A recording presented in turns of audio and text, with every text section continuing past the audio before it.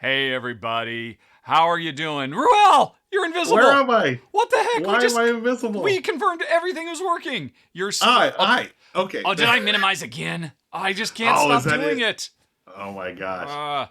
Those are not Well, at good least we have the vibes. good vibe sticker right in front of my Yes, face, yeah, so yeah. that's hopefully that'll do some good for us. I will take the good vibes in stride. That is Yes, not an ill portent. That was not an ill omen. I'm sure this show will go fantastically. yes. Thanks to sponsor of the show, The Fog Escape from Paradise, which of course is Right. on the table, and we'll be talking about that when we get to the actual show. Awesome. This is actually really neat, though. I have to say. I don't know if you actually Okay. looked at it much. I haven't. I wanted to save all the surprise for now. When we Oh, start doing the show, talk about the game, and Oh yeah, yeah, I'm yeah, of course. interested. Well, it is. It's Yeah. very much a race game, and that's why we're doing the Uh, top 10 race in a minute. But hey, nice. hello everybody. Wie geht's? Hi, friends. Adam Gray, ganz gut und du? Ooh. That's about all I got. Although I was a bit Oh, okay. informal throwing out the do instead of the Z, and I'm Wow. sorry, Adam, if that was a little presumptuous on my part. I mean, it's not like we're Wow. old high school chums or anything like that. But I'm gonna go with Speaking do of high in school, all the day. one thing. Speaking of high school, the one thing I remember from my German high school class is das die Deutschklasse, and that's all I know. 9. This is not. That's it. That's all I know. 9. Nicht so good, kind of fun. Oh, Hey, how are you doing? Obviously everybody can see, or everybody who is watching instead of listening, because of course this will eventually go on the podcast stream as well. Ruel is still living a life on the road. yeah, and it's not the fun kind of road. I mean, I am grateful that we do have a place that we can stay at. Airbnb. We are very fortunate that the insurance is taking care of that. But as we were talking before we went live, it's still living out of a suitcase. And even though I have a temporary, workspace, which is fine, doing the job, it's just that doesn't feel the same. I don't have my games around me. I don't feel at home. And every night we go to bed. The bed is fine, but it's just not my bed, and I'm not sleeping as well. But all things considered, it is what it is, and we're going to get through this. We still have a couple more weeks here, unfortunately, but we're going to be able to do, the R&R show and other live streams as well. So I'm happy about that. Yeah. And it is good to, at least here's one sense of normalcy where I can hang out with you and talk about games. That's a good thing. On a tiny, tiny desk. Very tiny. I mean, it's. Yeah, you posted that to the guild, right? Yeah, I did. So here's the sword that I got from Chip Theory Games. It's the sword won't fit on the desk. It barely fits. It's a shame. It's definitely not my table. I'm used to having the tabletop or the game space, but you just make do with what you have. Folks, if you want to get some mise en scene for Ruel, go over to guild.rahdo.com, where he posted a picture of his current filming situation. And yeah, you're basically just like crammed into a corner on the tiniest little desk that's about the size of a grade school desk in really the bedroom, is. I think, right? Yeah, it used to be a bedroom. They or it was the den, and then they put some beds in here. Folks, I don't know if you can see. I'm reaching across here. I'm touching the wall right now. It's ridiculous. But hey, at least I have a space to work. I'm okay with that. Yep. How far? I know you said the place you're staying is not very far from your house because you're having to go back and forth every day to let the workers in and all that. Yeah. What about Michelle? Michelle, it adds about a 10 minute. So normally her commute's about 20 minutes to work, so it adds another 10 minutes. So it's not too bad for her. So it's still a 30-minute commute each way for her. So it's not too bad. She's doing okay. All right. Okay. Yeah. And she didn't have to leave all of her games behind like you did, or Exactly. throw them in storage. Yeah, and that's the most painful thing. Like my workspace, the studio, that's the room that was most affected by these plumbing issues, and they got a company to put everything in storage, and it was a sad day, my friend, to see those boxes go. But it is what it is. Well, maybe here's something that can lift your spirits. Yes. Because, right before we went on, I teased Ruel. Hell, I'm going to tell you something live in front of everybody that I think you'll be very excited about. I just was just getting the last few contest entries. Don't worry, TV Blue, you are on the list. You made it in to win the contest when we do the show. And I just got an email back from Direwolf. Confirming that, yes, they will send you a copy of Clank Catacombs to cover on. Yes! Oh, yes! Oh my gosh, I'm so excited. I love Clank. Oh, that is great news. That is fantastic news. Yep. I love Clank. and I got to see a demo of Clank Catacombs at Gen Con. They had one copy they were demoing. It looks so good. I am so stoked. Oh, that's some great news. Awesome. Thank you. No, that is awesome. I know you love Clank. My only worry was that you already had a copy because you have, connections at Renegade. And it was a bit presumptuous to me because I was talking to Direwolf and maybe they didn't, maybe wires were crossed. But I figured, what the heck, let's give it a go and get it out to you. Although you can't play it on that tiny little desk.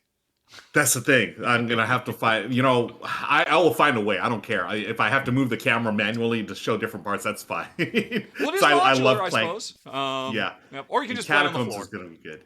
Yeah, we'll film it on the floor. We'll go old school like how we played games when we were kids. There you go. I mean, did you play games on the floor as a kid? I did all the time. Geez, yeah. I mean, we played, well, actually, not normally, because I grew up on a boat. There was not very much floor to play on. That's right. So we played on the only table we owned as a family, which was where we ate, watched TV, played games, did anything.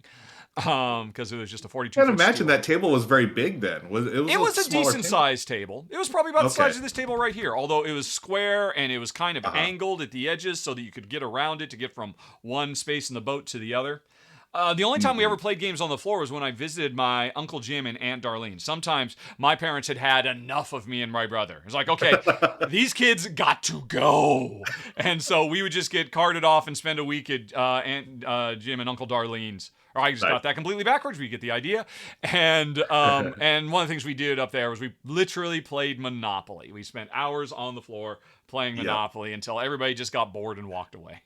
Yeah, that's pretty much the story of my brothers and I. I remember our copy of Monopoly. We would sit on the floor, and there'd be paper money everywhere. And eventually, within it felt like hours to me. It was probably like 20 minutes in real time. But it was like, okay, let's just go outside and throw the football around or ride our bikes or something like that. But yeah, people were in chat. Hello, thank you again for joining us. Let's say hello to our guests, shall we? Good to see everyone here. Good hosts. Yeah, Kabuki Kids said many games on their floor and during their childhood. I'm sure there's a lot of us like that, And the Forest of Glass, I hear you on this. They say, "Oh lordy, I wish my back and legs could handle a floor sesh." That's how I am right now. There's no way I could, play. I mean, I could fake it, I guess. Put it on the floor and use Michelle's. Michelle has these big tweezers that she uses to move pieces around. Oh, yes, okay. They're more like tongs, aren't they? Yeah, they're like cute. Basically tongs. Yeah. What they are, we found them on Amazon. They are tongs specifically used to move gravel in a fish aquarium. So they like this funky angle, but they're perfect for board games. Wow. It's great. Yeah. So that's pretty cool. Maybe I'll do that on the floor. We'll see. There you go. But yeah, my back and my knees, there's no way I could play a game on the floor these days. Well, you just have to have Lauren come home, and you can just stay up in the chair and say, "Move here." Yeah, move on over there. No, over there. Over there. Yeah.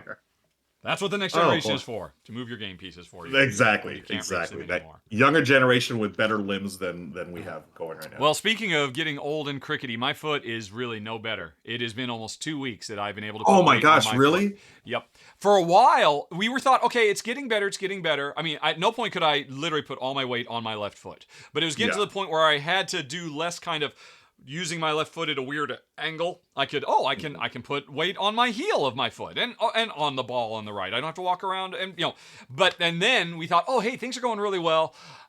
Jen needed me to drive her back because she had an eye thing that was going to dilate her eyes, and it was okay, fine. You know what? I'm going to put on shoes for the first time in a week and a half. That was a mistake. Oh no. Oh yeah. Just went right back to square one. So I thought, okay, fine. This Monday I will go see somebody. Oh, hey, it's Labor Day. All right. So I'm now going to go see somebody on Thursday about it because I would really like to be able to walk normally once again. Yeah. So it's the same amount of pain right now? Yeah. I mean, no pain right now. No pain at all unless I do twists or try to put weight on it. And then it's just like instantly, don't do that. Just basically throughout the entire left side of my left foot. Oh my gosh. My left foot. That's terrible. I'm sorry to hear that's still causing pain. And here's the thing. This was really, I was thinking about you the other day. I think it was yesterday. I woke up, my right foot felt a little funny. Oh, yeah? And it was like I couldn't put weight on my heel. And I'm like, did you like pass on something through the internet to my foot here? I don't know. So I've got a heel problem right now. I can put weight on the ball of my foot, but the heel it just feels sore. It's not like a shooting pain or anything, but I'm like, I don't know. It's the joys of getting old. These random aches and pains, folks. Yep. I mean, yeah, I am not bleaching this. This is all natural. All of this, coming up on Santa Claus look. I'm rocking. Nice. Yeah. Nice. As soon as I could stop walking, I could stop exercising. As soon as I could stop exercising, I stopped feeling like showering, quite frankly. And as soon as I stopped showering, I stopped shaving. So there it is. It's all tied in together. I'm just, regressing to caveman status right in front. I mean, people will have to, over the course of a few months, just take snapshots every week of live stream to see how far I fall. Yeah. Oh my goodness. Well, it is. This is a bonus show. Actually, yes, it is. Right. Because is thanks to our sponsor, right? Yep. Yeah. Because we're just doing it monthly these days because we have one monthly sponsor. But the Fog, which is live on Kickstarter right now. This is the Fog, by the way. Said, hey. It's too late for you to cover the game, isn't it? Could you talk about it? I'm like, well, we happen to have this show that is looking for sponsors. And they said, okay. And it's actually, let me put the overhead on. Make sure the overhead is correct. Yeah, it's actually really neat. I've actually set up a game midway through. When we actually get to the show, I'll actually play a turn and have some people get gobbled up by the fog here. But I mean, I like the design of this thing. It's like multi-layers, so it can literally just go over them and just consume everybody. It's really sharply done. And it's a very clever race game, which is why our top 10 this week, folks, is top 10 race games.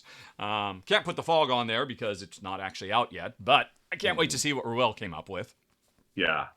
Yeah, we were talking right before we went live. I think we have two very different approaches to this list, and I'm interested to see what we come up with for the top 10. Yeah. Well, the one thing that I said to you, which I'm sure you took to heart, is, I mean, it'd be so easy for me to say, oh, well, we're racing to get to 50 victory points or something like that. Like Stonemeyer style games. Like, nope, that is a race.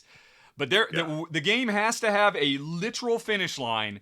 That the game is triggered when somebody crosses the finish line with their whatever it is, but not their victory point track. Right. You have to be traveling through the world and cross a finish line for it to be a proper race game for this top 10. At least this is going to be fun. This is going to be fun. Forrest of Glass says, excellent hair, Richard. You'd take top prize in a pharmaceutical commercial actor contest.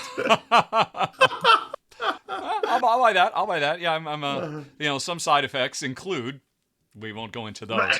And also, by the way, Adam, thank you so much for 1,000 bits. We're getting very, very close to unlocking another bonus show. Nice. I can see that we're at 87%. Thank you, Adam. And let's see, is there anybody else I need to thank? I think there were some new resubs as the show was starting up. So let me say also thanks to Kabuki for sticking with us another month. Same for you, Goblin. All righty. We must be doing something right. You keep coming back every Tuesday, just like us. Let's see. Now, I don't believe, folks, you have channel points. You should spend them because currently no one has requested anything from us. No Ruel ranks, no top threes, no trivias, no game sommeliers, no nothing. So, however, we do still have a few questions left over that we didn't quite get to from the Q&A last week. So let's go on ahead and while folks, get out their Rahdo point wallets so they can pay for some stuff. What was there? Okay, let's see. Eric asked, is there a Massive Darkness 2 review coming soon? My answer is, it's already come and left. Shay did a MD2 Hellscape run through a couple of months ago. So just do a search for Rahdo Hellscape. And I don't know what all you'll find, but one of them will be a Massive Darkness 2 run through. Ruel, Joe asks, have you played Marvel Protocol? Because you can't be asking me because that's a little Marvel heroes running around on a grid fighting each other. Yeah, I have not, unfortunately. I've not played Marvel Protocol. What is? I have no idea about this game, honestly. It's I don't think it got as much attention, because obviously, Marvel Champions was a huge explosion of popularity, and then Marvel United was, and amongst those, another one came out called Marvel Protocol, and it is a tactical skirmish game. Where you got miniatures of I don't even know who, presumably Spider-Man and Wolverine and whoever, and Doctor Doom, and they're literally running around, and apparently it's very good, but no, I'm sorry, Joe, neither of us have played it. I'm sure Ruel would be interested in playing it. Absolutely. Yep. Yeah. Sounds like my type of jam. Yeah. But yeah, yeah, it totally flew under the radar for me. Did you literally? Oh, by the way, I guess we should come back to us because the Fog was getting some extra love and attention as the sponsor of the show. The pre-show is not sponsored by the Fog. Did you literally just make up the idiom "my cup of jam"? Did I? No, That's what you just said. Did I say that really? I said it is not my jam. Did I say it's not my cup of jam? Maybe. I believe. Hey, I that's thought the you thing said now. it is my cup of jam. Let's As if to say it is my sounds like jam or my cup of tea, but Wow. to further underline it, it is your cup of jam. Yes, I actually like that. Let's go with that. Is this your cup of jam? I would rather like have a that cup of too. jam than a cup of tea, personally. If it was accompanied by a cup of peanut butter and a spoon. There you go. Because there's nothing Yeah. better than just dipping the spoon into the peanut butter jar and the jam jar and just forget the bread, Wow. don't need it. No bread, huh? You're not even a bread guy. PB&J minus the B is the only way to go. Or the B for Nice. bread, the BR. I love it. And Risa, hi Risa. Risa says, definitely going to add cup of jam to my idioms. Like, I'll burn that bridge when I get to it. I love that. Oh, that's a good one. I've actually heard that. Yep. I've heard someone say that, the burn the bridge one. That's great. Hi Risa. Let's see. We have a comment here. Where was that? Someone was asking. Find it. Where's there it is. I'm trying to find. I don't have opinions on this. It's in my queue to watch, but opinions on a new Lord of the Rings show. Richard. Yeah. I've watched the first 2 episodes. You said you have not. Not yet. Well, No, obviously, I will that's not the go into next thing I want. spoilers. Okay. There's levels of spoilers. I could just be completely vague and say nothing other than just the broadest thing. Or do I go into, like, trailer level of spoilers? Can I talk about stuff that is widely known if you paid it all attention to the show? Yeah, I say trailer. Okay, Trailer folks. and no okay, further. here's your warning right now. If you Trailer don't want to hear level anything spoilers. about for the next couple of minutes, put it on mute or whatever. But I'm okay with trailer level spoilers. Right, okay. I've watched well, the trailer. It's several set times. in the Second Age. The movies we know and love are set in the Third Age. So I don't forget. I forget that's thousands of years earlier, something like that. I think it's 1,000 years. Yeah, the name of the yes. show is The Rings of Power because it is going to chronicle the creation of the Rings of Power, in the early days. And I'm assuming it was widely known. I had no idea. I avoid all trailers. I don't even want trailer spoilers. I avoid everything. So imagine how wonderfully surprised I was when it turns out 2 of the leads of this show are Galadriel and Elrond. And I thought, that's so freaking brilliant. Pull me back in with characters I know and love and appreciate and can study. Okay, how good a Hugo Weaving or Cate Blanchett impersonation are you doing? Do I really buy you in these roles? As soon as I saw that's what was happening, not the same actors, Goblin, unfortunately not aged down. It's new actors who, actually, there are times when the actress playing Galadriel, when they do close-ups of just her eyes, I would swear, okay, they did get Cate Blanchett to come in and do that extreme close-up.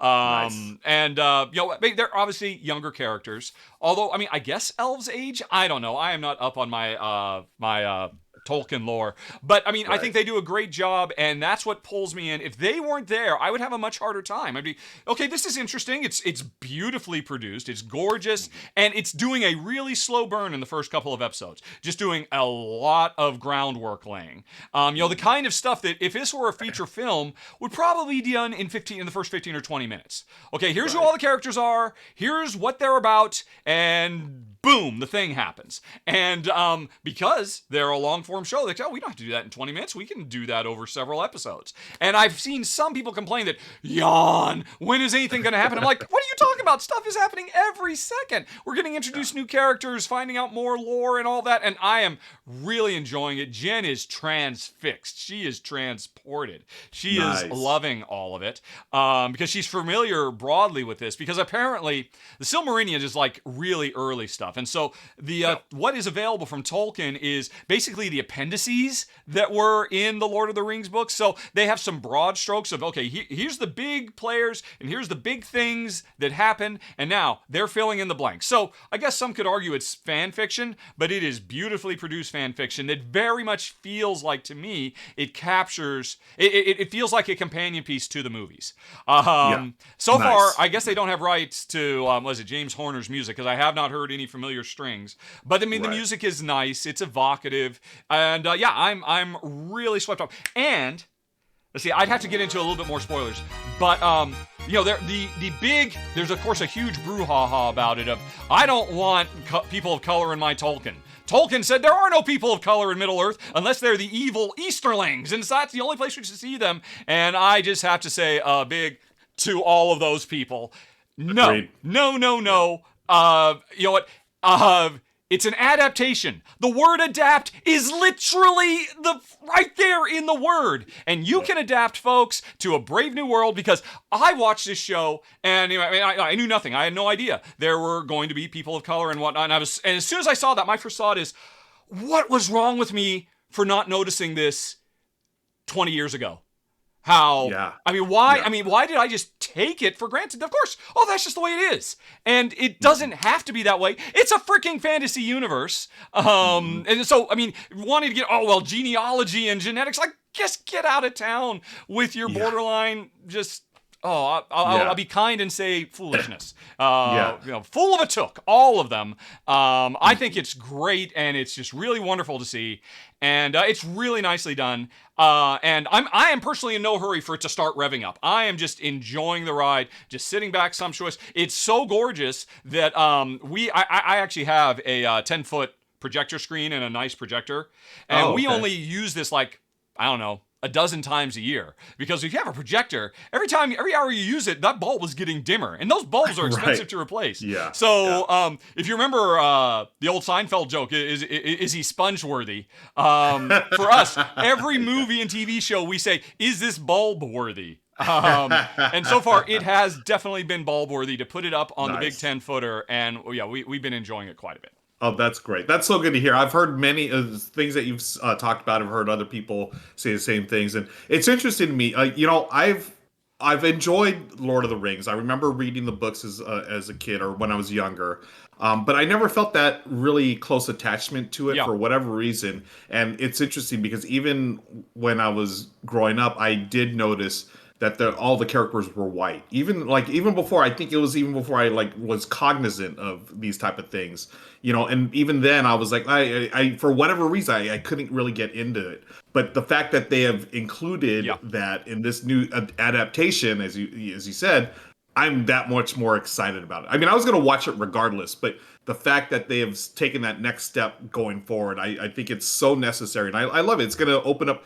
more storytelling. It's going to be, it looks beautiful. Yeah, it is gorgeous. And it just, the faster we can culturally normalize the fact that white isn't the default.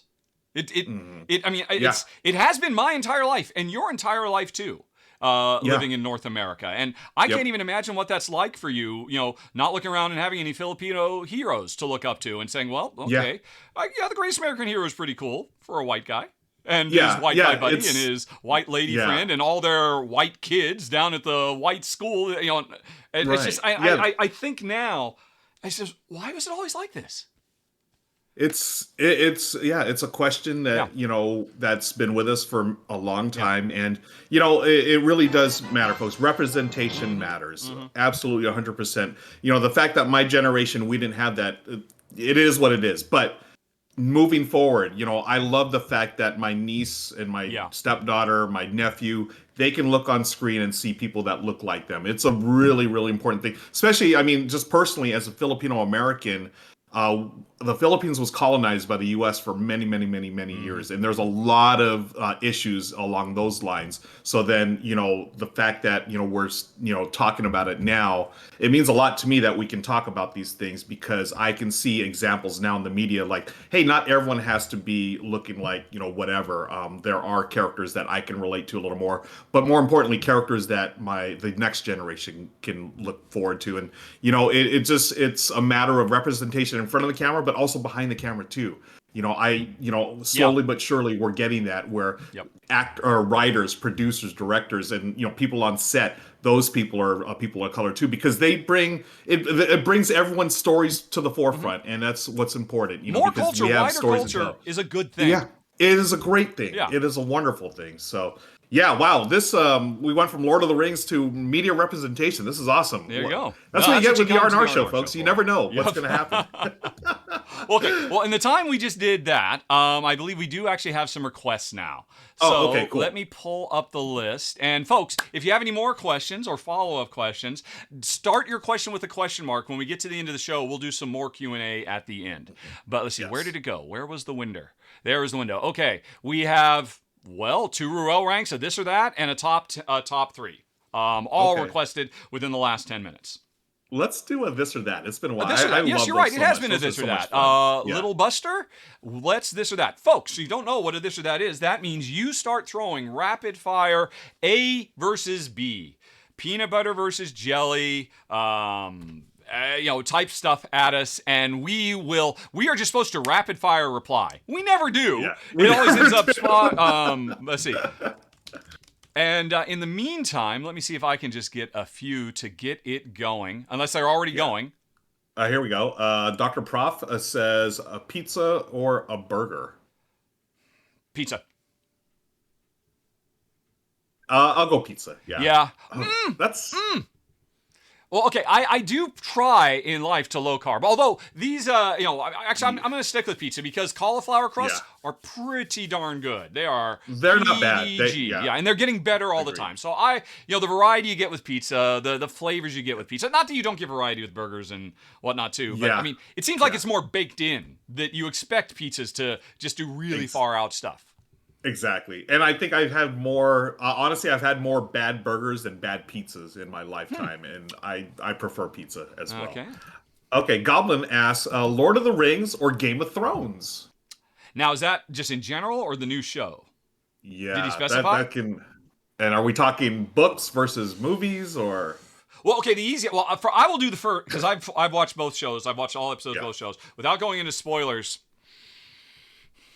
Game of the Thrones, or House of Dragons, more to the point. House of Dragons. I would say it gets going a little quicker, and so I could certainly see why for some people it's grittier, it's a grimmer. It's I don't remember this being the case so much with Game of Thrones. It just seems to be really gratuitously violent. Like, okay, we are really relishing in it in a way that we use sparingly every once in a while in the original show, and now like every episode, okay, here's the part where if Jen were watching, she would literally have to get up and leave and shout from the next room and let me know when this scene is over. Whereas, the Rings of Power, I think, is a little bit more just universally friendly. I mean, it's not relying on tricks like that. And also, what Game of Thrones is doing very well, Game of Thrones is really doing deep dives into the politics of misogyny. And that's really interesting and engaging. And I'm really finding that, because of their central characters and the interplay and the Game of Thrones that is developing.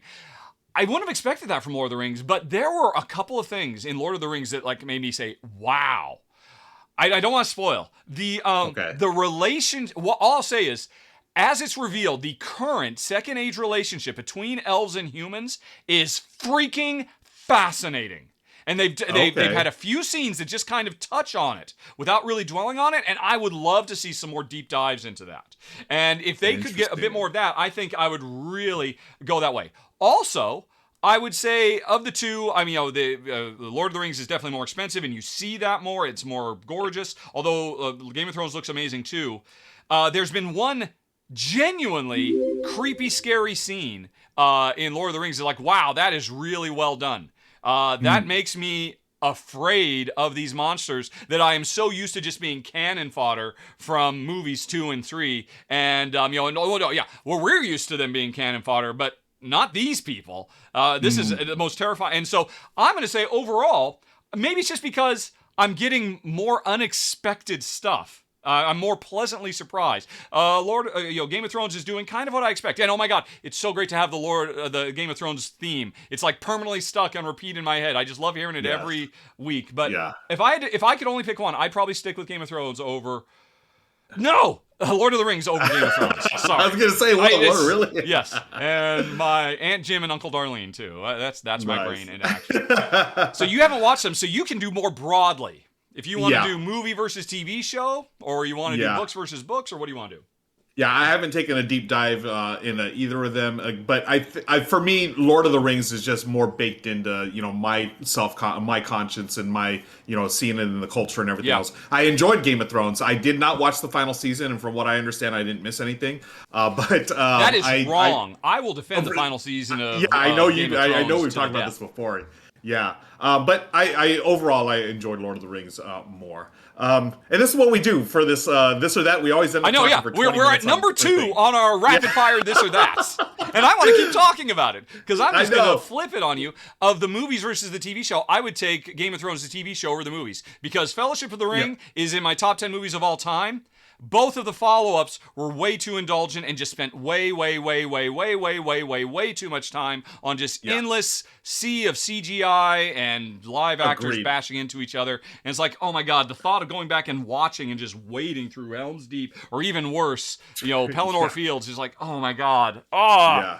No, I agree there. I know you're a Kevin Smith fan. Like I love Kevin Smith and his whole take on the Lord of the Rings. He just does this bit where he's on stage and he just walks across the stage. He's like, "This is Lord of the Rings, folks. I just did the entire 3 movie trilogy right Yep, there." yep, yep. It's just walking, folks. Let's go on to Yes. Sea Otter. Ask Yeah. Disneyland This or or that, number Disney 3. World.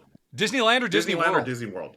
Have you I've never to been both? to Disney World, so Okay. I'm picking Disneyland. I live near Disneyland, or I'm in Southern California, so I It's- went to Disneyland. There's 100 absolutely times. no way you can compare. Of course it's Disney Yeah, World because, if nothing else, you also have Epcot Center.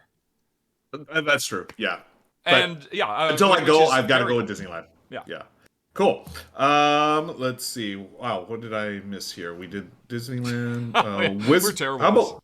I know we are so bad. Wizards and Rogues. Oh, that's an interesting one. To play as a character. Obviously, I mean, I always go cleric if I can. Oh, okay. I played a rogue the last time I played. No. Did I play a rogue? I did. Or was it a think ranger? If you were to give me my choice in a game and I could not pick cleric, I probably would go rogue. I think rogue would be my second choice as well. I'm Yeah. having a hard time articulating why. I can't quite say why. I've got nothing some- against wizards and glass cannons and all of that. Yeah. It's just less compelling to me for some reason. I don't know why. Right. I guess Agreed. I'm more of a I'm Bilbo a than a rogue guy. Gandalf. Same. How about cream soda or root beer? I'm a root beer guy. Oh yeah, totally. Cream soda's just weird. Yeah, it's always been weird to me as well. Oh, here's one. Feld versus Fister. Well, I know it's Feld. It's Feld. It's Feld, right? Fister's Yeah. coming on hard. I mean, Feld has such a head start. Yeah, he's got a huge backlog of games. If I were to talk about the last couple of years and just compare them, Okay. and throw away the entire back catalog, then Fister would make a strong showing. And in fact, I think Fister might actually supplant. Now, of course, that's about to twist because, hey, in a few weeks, Feld is putting out like 4 games. Yep. Although to be fair, 3 of them are retreads of his greatest hits. Right. So, yeah, if you were only talking about today for the last few years, I think Bonfire versus Blackout Hong Kong, Boom Wow. Lake versus what came out before? Okay, yeah, because what's it? Bonfire was his last big one, right? Yep. And what did he Bonfire do before Bonfire? Feld? Was that gosh. Time to look on BGG, folks. Yeah, that's driving me nuts. I mean, but all time, of course, it's still going to be Feld because he's just got way too many of my faves. But yeah, okay, if we just sort by recently, Bonfire and right, Bonfire. Remakes. Oh, Cocopelli. Cocopelli was very Cocopelli. good. Cocopelli was a neat game, and so different for him. Mm-hmm. Yeah, he's been kind of treading water. Castles of Yeah. Tuscany and Carpe Diem is great too. But no, actually, for the last years, I'd probably give it to Fister. It's Fister for sure, yeah. You know, although I have to say, I just played a game of Castle Burgundy online on Board Game Arena with some friends from the Discord, and it reminded me how much I love, love Castle Burgundy. It still holds. It's still good. It still holds. We got to say hi to our friend Andrew in chat. Gandalf's beard or Ruel's? Come on now, it's Ruel's beard, right? Yep. Gadam Gray asks Skittles or Starburst. Oh, neither. I'll go Skittles. I like Skittles. I like the crunchy Is Starburst shell. the thing that they're those squares that are chewy? Is that what the Yeah, they look choice like is? Azul tiles. Yeah, okay, yeah, and they're chewy. If you had to give me one, I would choose Skittles as well. I'd rather have the hard crunch rather than the Yep. weird soft chew. Same. Let's see. Wow, there's a Oh, well, this isn't really a this or that, but this is interesting. Ranking of the Batman actors. Oh man. Are you a Christian Bale We have guy? a top 3 coming. Why don't we save this for a top 3? Save that. People can vote on that if they want that for the top 3, because Okay, I cool. have feelings. Okay, cool. Ruckus. Avatar or Endgame? Avatar? The James Cameron movie? Yes. Well, Endgame. Or yeah, Endgame, right? Does anybody say Avatar? It's almost not fair because Endgame's got like a dozen movies that lead up to it, whereas Avatar is, I mean, Avatar was enjoyed nice. Avatar. I liked it. It was well done. I'm looking forward to the sequels, but I mean that I almost did. You mean Infinity War versus Endgame? Now that's a tough one. Endgame. Yeah, same. Mind Clash or Chip Theory? Ooh, both put out some excellent heavier games. For me, it's going to be Mind Clash because honestly, Chip Theory, I think those are all neat games, but well, actually, I mean, it's interesting. They both specialize in incredibly crunchy, incredibly complex, and incredibly long games. Yes.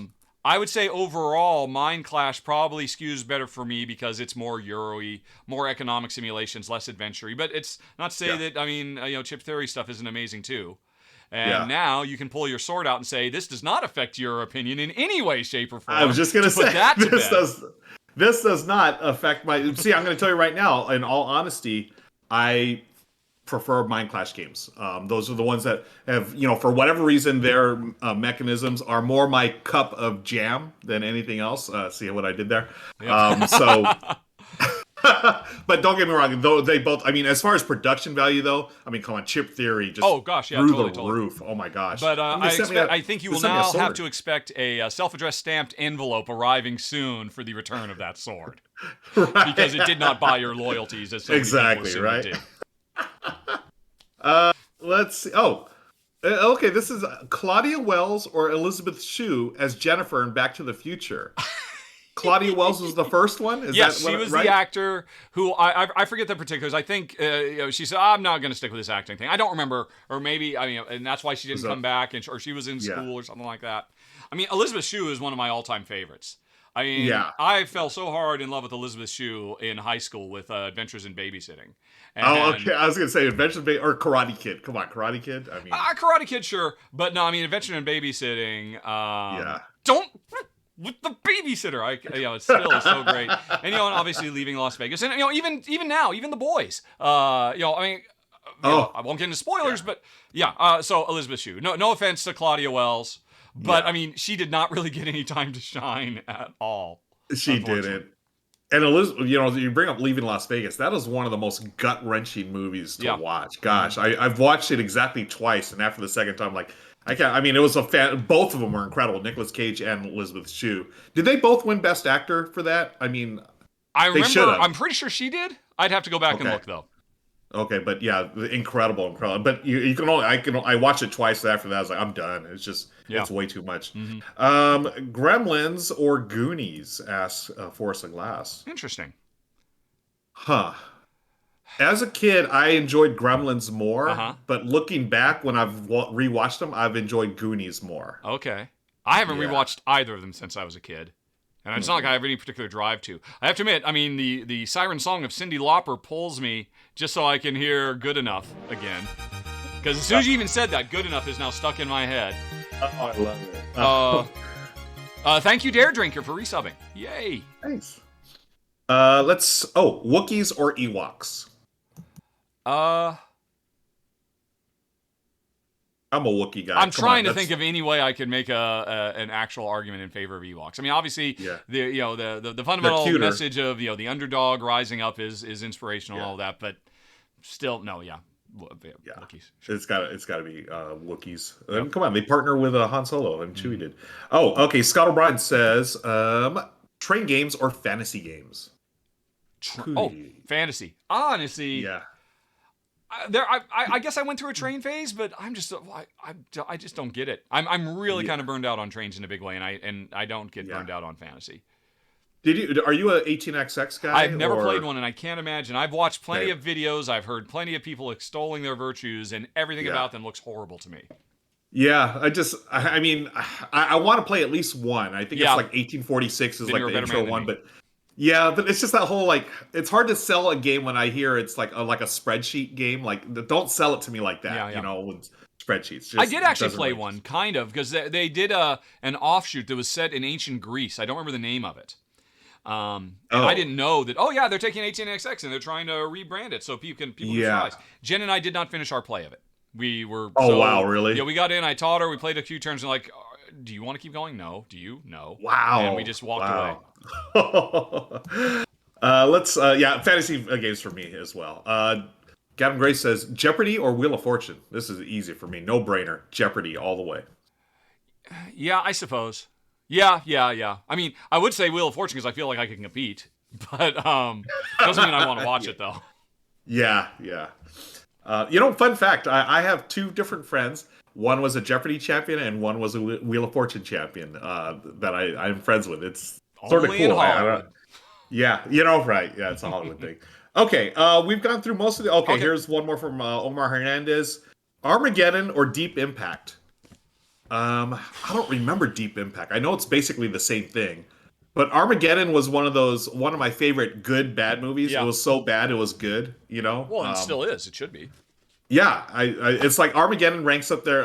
We've talked about this before, like Executive Decision. I thought that was a bad movie, but really good. I really enjoyed it. We're fighting words because Executive Decision is a fantastic movie. There is nothing guilty about that. It's pure pleasure. It's a total guilty pleasure. Come on. We're not going to make it. You are.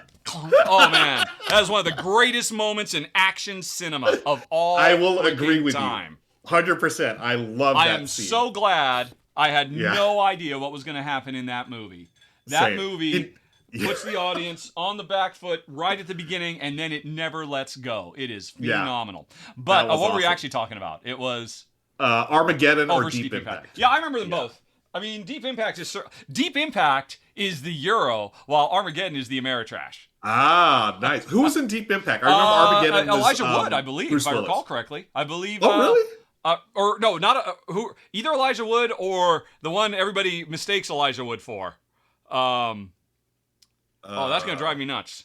The president was Morgan Freeman though, so that was cool. Oh, that's right. Morgan Freeman is the president. Yeah, and that and he was so commanding at it that it quickly became a meme before memes existed. That everybody assumes Morgan Freeman is the president of everything now. Yeah. Kabuki verifies it was Elijah Wood. Okay. It was Elijah Wood. Cool. Yes. Okay. Yep. Yeah. Yeah. Dare Drinker talks. And totally, I don't want to miss a thing. So it'll always be Armageddon for me.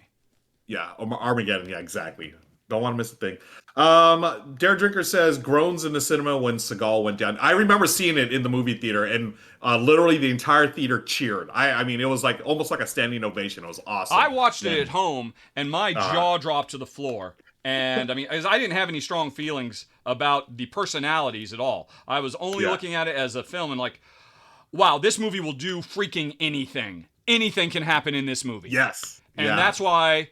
And John Leguizamo was fantastic, and Kurt Russell was fantastic, and just an amazing. Halle Berry, come on, Halle Berry, yes, amazing. Yeah, love Halle Berry, one of my favorite actors of all time. Yep. Just a beautiful. I feel bad for anybody who would have that spoiled, but of course, it's 20 years now, so yeah.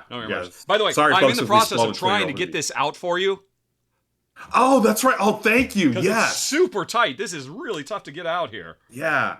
So, folks, what Richard is doing is prying apart his copy of Terracotta Army. My prototype. I have and I have my copy, but there was no little piece in the middle where the rings attach. And wow, are you? Don't hurt yourself. I'm thinking I'm gonna have to rip this board apart or get out a pair of like pliers or something, or pliers, or even hammer, because the thing is, I mean, it has to hold the board and two more things, so it is thicker than an average one. I know you said I'll just use one for an extra from Unmatched, but I don't think that'll work. And boy, this is incredibly tight. I am gonna have to finish this. I thought I was just gonna have fun doing it on camera, but nope. I physically hurt myself now, and I'm in danger of cutting myself too. So we're just gonna stop right there. Thank you. Yes. Ruckus says, in that movie Deep Impact, Elijah Wood, Lily Sobowski, and also Denise Crosby. Really? Really? Wow. Okay. Wow. Interesting. Okay. Kabuki Kid says, I never turn off any movies generally, but Armageddon was too dumb for me. I had to tap out. Armageddon relishes, wallows in its dumbness, and it invites you Yeah. to enjoy. Yeah, it was. I mean, it was, again. It's a bad movie, but it's so bad it's good. I really enjoy it for that aspect. I got it. Okay, I was trying to lift off the plastic, but I lifted off the cardboard instead, and that okay. got it. Okay. Okay, thank you. I And will you know, get Dutch this in the mail Yoda. this afternoon. Yeah, you can see this is definitely a deeper than most of these. Okay. It's and Dutch Yoda asked Ruel, "Did you check the box for the Warriors? My spinner parts weren't there." Oh, Dutch, I may, before you send that off, Richard. Okay. Let me check my box for the Warriors. Oh, that it might have been in a. It might have been inside there. Okay, right. I will do that first before you send that out. Well, I will just put that there so I don't forget. Yeah. Thank you. All right. Thanks, Dutch. Okay. We have spent way too much time on this or that when there's so many other things to do. What else we got to do? Let's see here. Oh, you want to do that top three? Since we, okay, let's do a top three because we already have one very good entry. All right, so top three, Adam wants us. So, folks, you're going to vote. All right, I see. Oh, right, where is it? Where is make a poll? New poll, there we go. Top three. All righty, so one of them was, what was it? Oh, best Batman actor. All right, and so we need a few more suggestions. Okay, folks. So if And you have a these will be top our three two. topic, and we'll do pop it in chat, folks. Yeah, and we'll do a double row rank next time. Because by the way, folks, we're back next week. We have another bonus because we'll be talking about Sagrada Legacy, Sagrada Artisans, which by then Jen and I will have finished. We have 3 more games to get through. Can't wait. That's gonna be fun. This is cool. I love the fact that we're doing all these bonus episodes. It's like we're back on our old on schedule. A regular schedule. This is great. Yeah. Publishers, you can make it happen. Yes. Top three. Heavy games for 2 players. Ooh, heavy interesting. games for 2. All right. I'm going to call it right here. That's the one that's going to win. Yeah, I think so too. Oh, top 3. Speaking of heavy games, top 3 Mind Clash games. Okay. Okay. Sure. And again, I'm not saying we should do chip 3 games just because they sent me a sword. Okay, folks. So we're okay with that. Anything else, friends? Let us know in chat. Top 3 heavy games. Oh, best Spider-Man actor or best Joker actor. All right. Joker actor. Top 3 medieval weapons. Ooh. You know, I honestly don't have anything to say on that. I couldn't name most of them. You know what my number 1 is, Richard? It's a sword. Yes, it is a sword. What type of sword that is, I don't know. A chip theory sword. It's a chip theory sword, yeah. Do you not know there's between a broadsword and a bastard sword? I have no idea. Yeah, I couldn't tell you. No. Yeah. A flail versus a mace versus a morning star. Morning star. The morning star is the one on the chain, right? I think a mace is the one on the chain, but I genuinely don't know, and I really don't know either.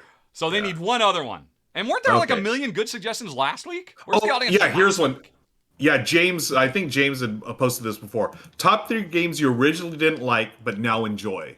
I think that's a good one because, I can think of a couple. Yeah. Okay. All right. Games came around on. There we go, folks. You have 2 minutes to spend your points, spend your bits, and just vote in general to pick one of those that Ruel and I will, once and for all and forever, definitively define the 3 bests of. Yes. All right. All right, folks. Let's see who's got the lead here. All right. Well, it's it's going to take a little bit, and of course, it almost doesn't matter because the people sitting on their Rahdo coins are going to burn them at the end. Yes. But that's again, folks, don't forget you can spend those Rahdo points to influence the vote here. Feel free to do that. Let's see, what do we got? Well, best Batman actor and best heavy games for 2. And games that came around. Okay, those 3. So it's not going to be Mind Clash or it's not going to be the Joker actor. Oh, I'm surprised about Mind Clash. I mean, best 3. What have they got? They've only got 6 games, right? Yeah, Tricarion, Anachrony.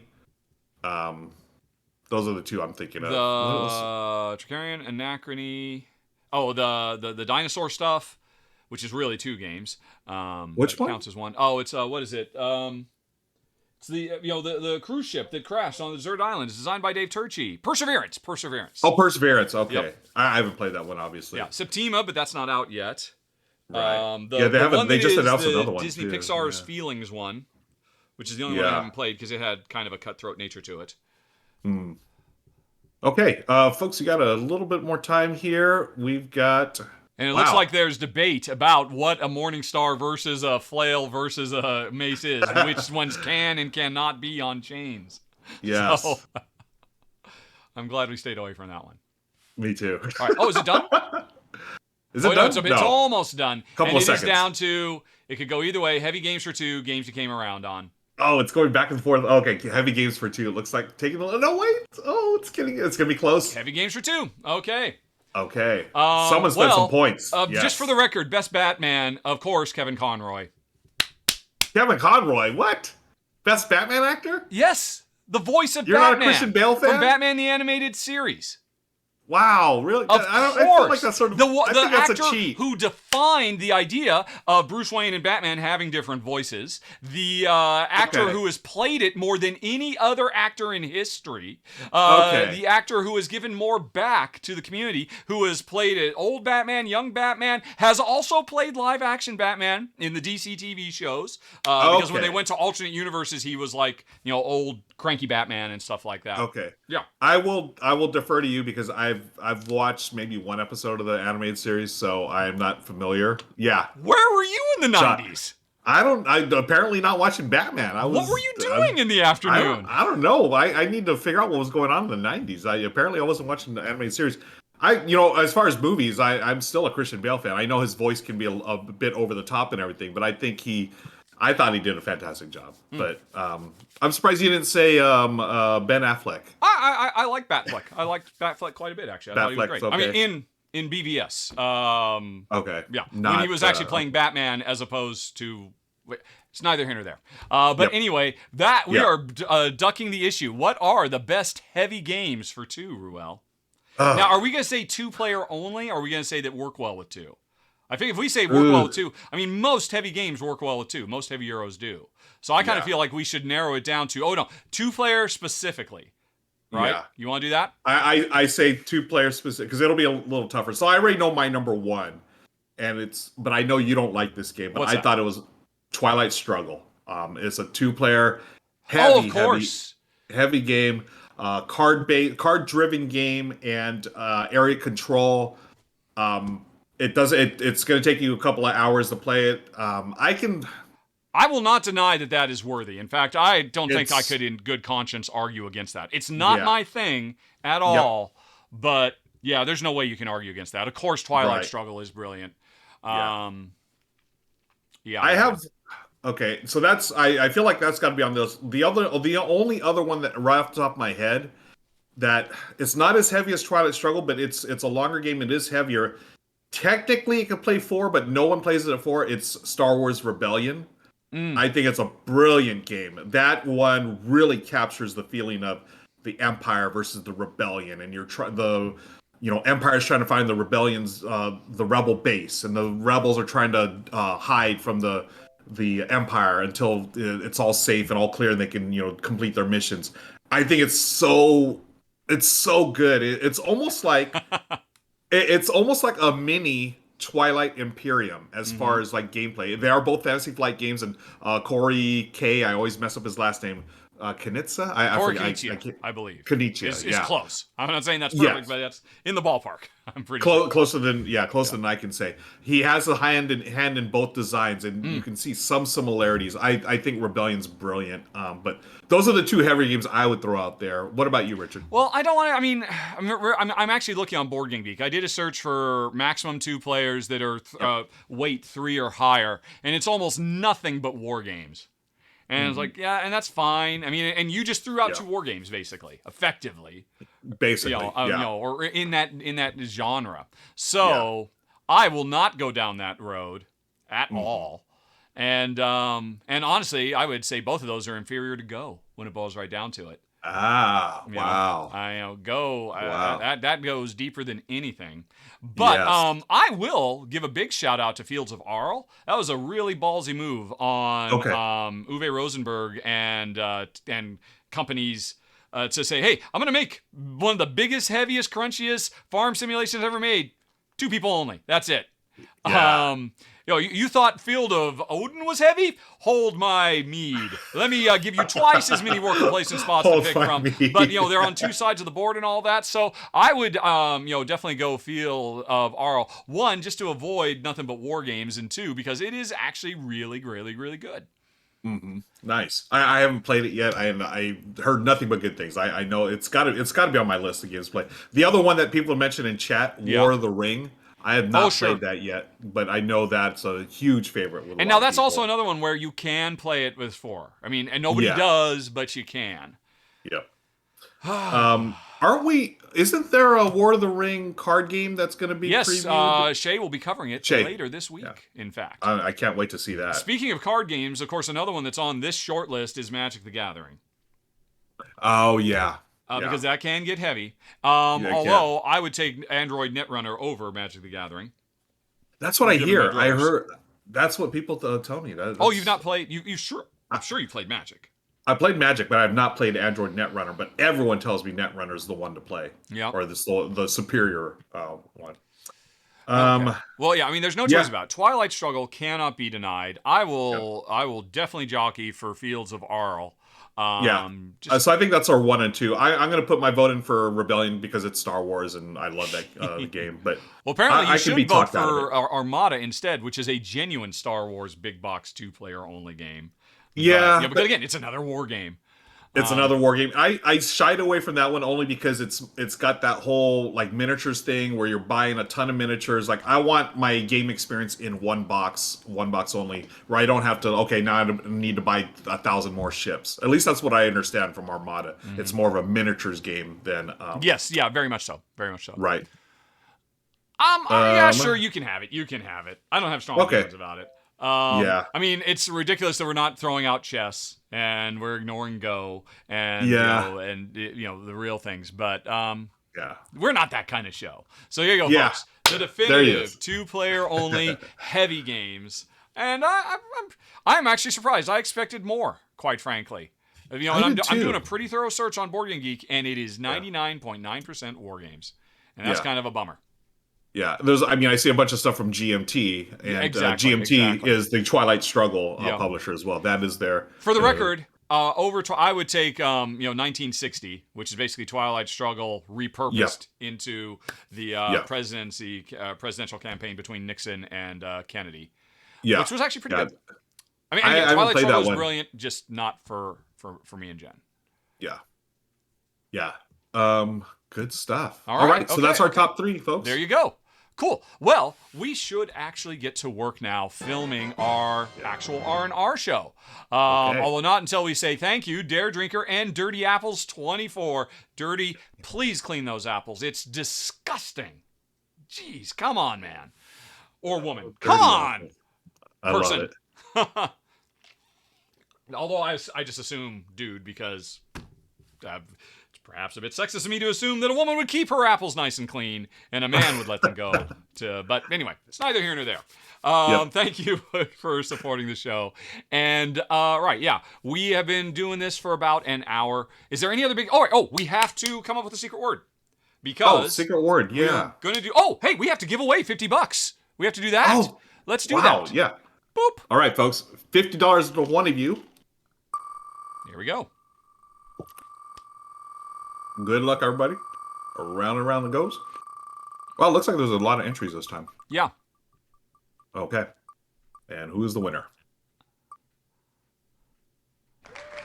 Justine Kerwin. Congratulations, Justine.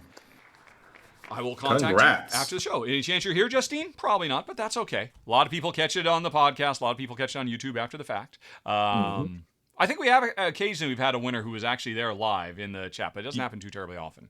Yeah. Because we have 60 people here, but this will ultimately go on to be seen by 6,000 to 10,000 people. And although, again, Folks, we are still running the best contest there is because we usually only get between 1 and 200 entries, even though thousands of people could enter to win, but they just can't find the secret word. So you just do that work, or you support us and we'll just tell you the secret word. And cool. Justine, I will be in touch. Okay. And right. So a secret word for giving away a copy of The Fog, a very, very cool race game, which I'm about to talk about in the show. What do you like? Well, let's see. We talked a bunch of Lord of the Rings. We talked Batman. We talked a lot of Lord of the Rings. Yeah. We talked Executive Decision. We talked about Elizabeth Shue. And what else? It feels like it was a very heavy Lord of the Rings episode so far, or pre-show. Is there something we can bring from Lord of the Rings into... We could talk about morning stars and maces and medieval weapons. Yeah, we could just... I mean, I've got one I could throw those into. Do you really? Pretty... yeah. Okay. Let me look at my list. Okay, yeah, I have nothing that'll go medieval. I mean, I could force it in there, but that's not easy. I do like Dare Drinker's suggestion of shoe, S-H-O-E. To S-H-O-E? Yeah, talking about a shoe, which, of course, is really a subtle reference to Elizabeth's shoe. And, of course, if we're talking about racing games, surely somebody could talk about shoes at some point. Yeah, that's true. Ruckus is saying beard in honor of our beards. Yes, I'm catching up with you at the rate I'm going. If I don't get this foot fix, I'm going to supplant you. Yeah, it's time for me to get a beard trimming. That way we could be equals on the facial hair. Well, I don't know. A shoe might be. I mean, because it's a racing theme thing. I'm sure either of us could do shoe. Well, do you want to take shoe? Yeah. All right, cool. That's fine because that means that's less work for me. I'm never going to turn down less work. So, yeah, let me find out which one I'm going to do it here. Shoe. So S-H-O-E is the secret word, folks. Or it could be a reference to Elizabeth Shue, Academy Award-winning actress. Okay, that one would be a little tougher for me to work in. Tricky to work in casually. Yeah. Okay, I am going to, let slip the dogs of war. Okay. Why don't can we do, instead of shoe, how about shoes, plural? Oh, yeah, okay, shoes. That'll make it a lot easier. Perfect. Shoes is the secret word. Shoes, folks, shoes. And if you don't like it, you can fight about it. Yeah. Right now. Speaking of fighting, there it is. There we go. Okay. But you all know in the pre-show, folks, that the shoes reference is actually to Elizabeth Shue, one of America's finest actors of all time. All of Elizabeth Shue's works. There we go. All right, what do we got? Fight. Oh my gosh, there's a lot of people out there. Whoa. I can't see anybody. Where am I? I'm being chased by Yellow Band. Run. Yellow Band is backstabbing but gave up and left me to be. And now I'm backstabbing Goblin 981. Goblin has no idea what hit him. Goblin is too busy thrown down with Fidelia. Now I team up with Goblin to take out Fidelia. And Fidelia survives somehow, only to run afoul of A.G. Fox and is no more. Kabuki Kid and A.G. Fox throw down, and Kabuki slinks away like the ninja she is. And Titty Baloo and Kabuki Kids just say hi and then go about their business.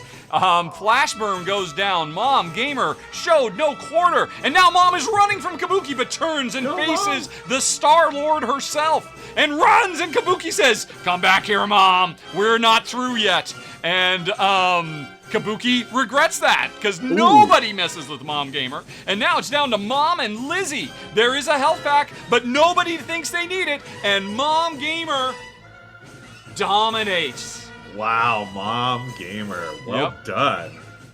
Crushing it. The Mom Terminator. The Mominator. Yep, the Mominator. A Mominator. All right. Cool. All right. Well, that was fun. Y'all are regenerated. Full health. Yep. And Mom Gamer is 100 points richer to buy something to accessorize her little cybernetic implant she's got. All right. So I now need to put the other stuff on screen that we will have in the show. All right. Where are we? What do we put? Oh, we always put the thing about, hey, see the rest of the show at Blippity Blop, right? Yep. That should be somewhere in here. There it is. Find all R&R episodes. I only put that in because arbitrarily you put that in at some point. Oh, did I? Yeah, back when we were still doing the Streamlabs, and you would put that Oh, in. that's Like, right. oh, yeah, that sounds good. That is a smart thing. That's what it should always be there. Alrighty, so Cool. that's down there. And let's see, do I have the other things to say the secret word, which is shoes? Right, so where's the thing about the instructions? Send the name to the flippity flop. Control X, put this up here in the notepad. So I have it at the ready. The secret word is shoes, plural.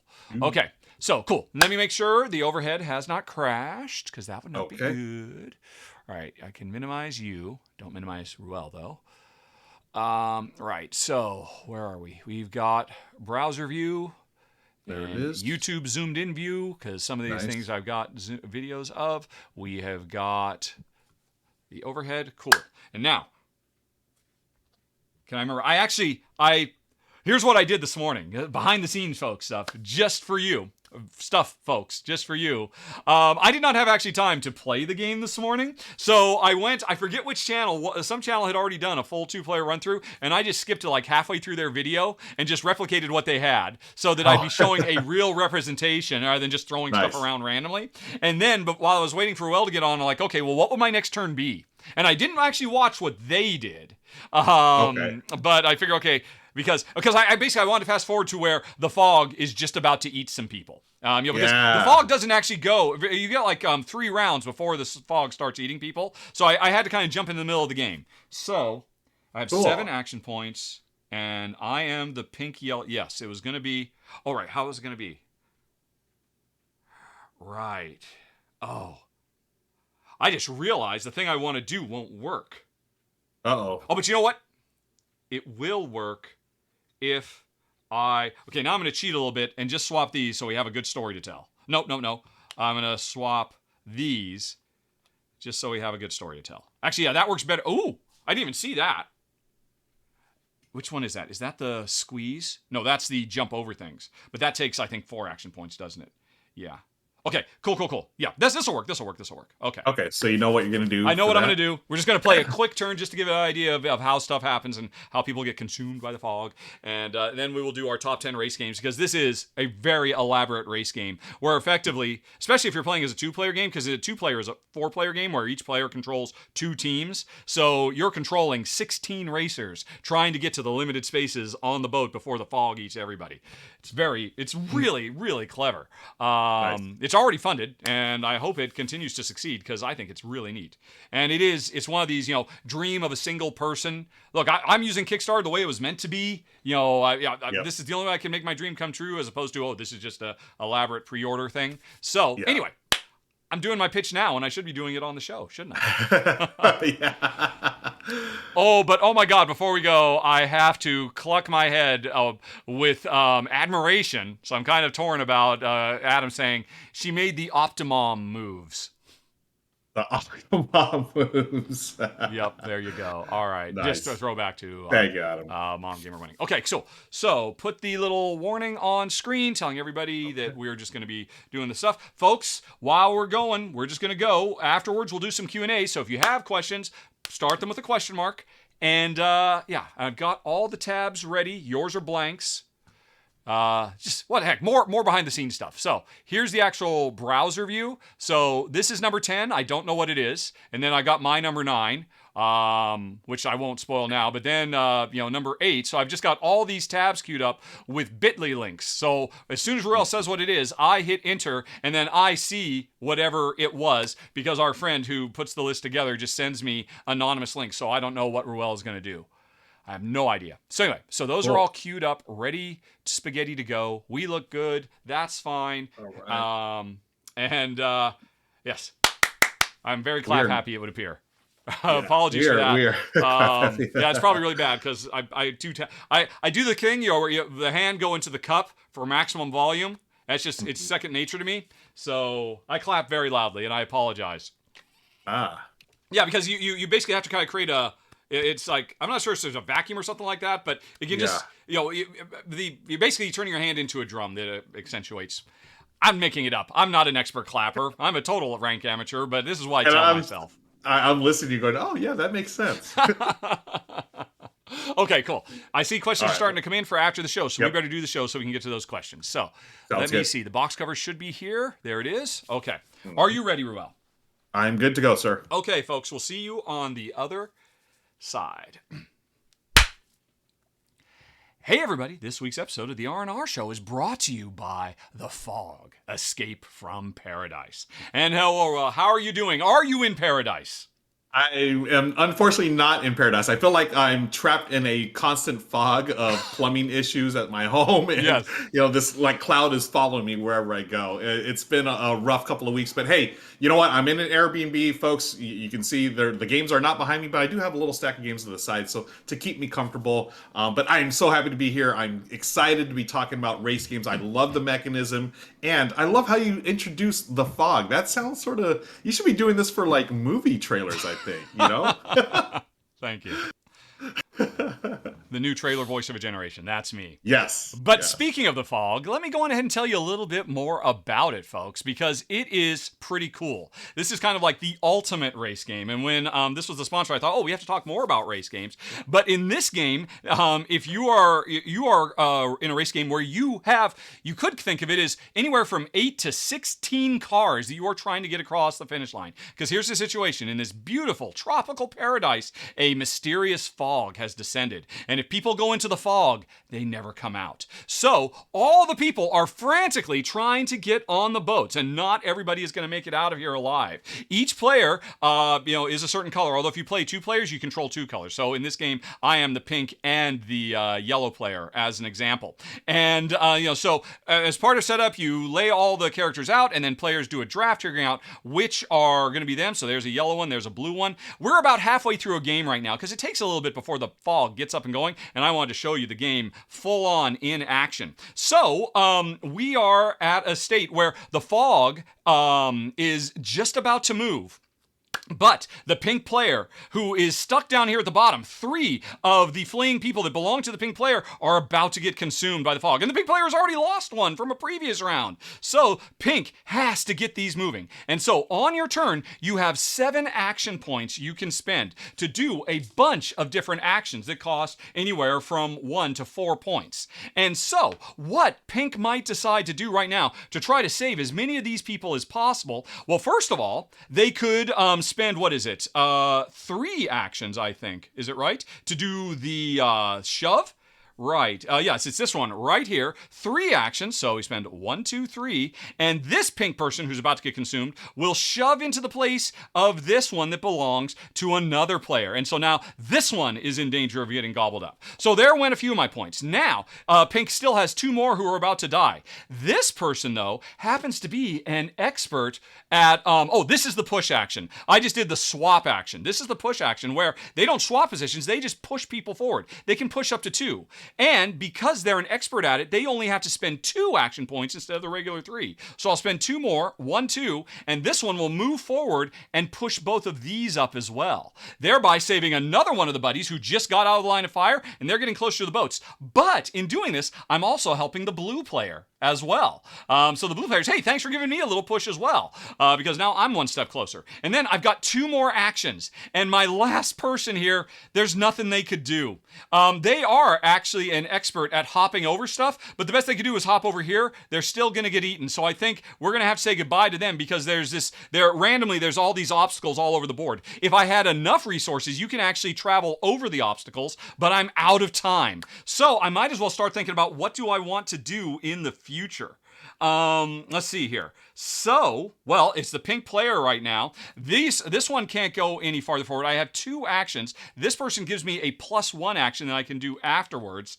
Oh, but I do not like this layout. I can't save this person. These people are kind of stuck because I don't have enough actions. I would need, 4 actions to be able to jump over here and then, scramble over the rock. So I think I'll spend 1 and have this one take a little step. And unfortunately, I'm kind of wasting their power of, hey, after I'm done, I get 1 more move. But they can't go anywhere. They would need to be able to do a swap or a hop or something like that. So, unfortunately, I wasted 1 of my 7 actions, but I did save 2 of my 3 people, and I saved 1 of Blue's as well. And then the timer moves on, and the fog comes up. So these 2 are Gonzville. And now, once again, Pink is in trouble. But the fog isn't going to come for a while. So the fog kind of moves in fits and spurts. So you usually get a couple of turns to be able to try to manipulate things. Now, at the beginning of the game, everybody who was on the beach, you can see this is all emptied out, but at the beginning, this was all full as everybody was frantically getting onto the boats. But now that we took care of them, all these poor people who were left behind are now trying to avoid getting eaten. And the interesting thing is, every time you set this game up, there are different values. There's different colored characters who want to get on the right color boat, so give you bonus points.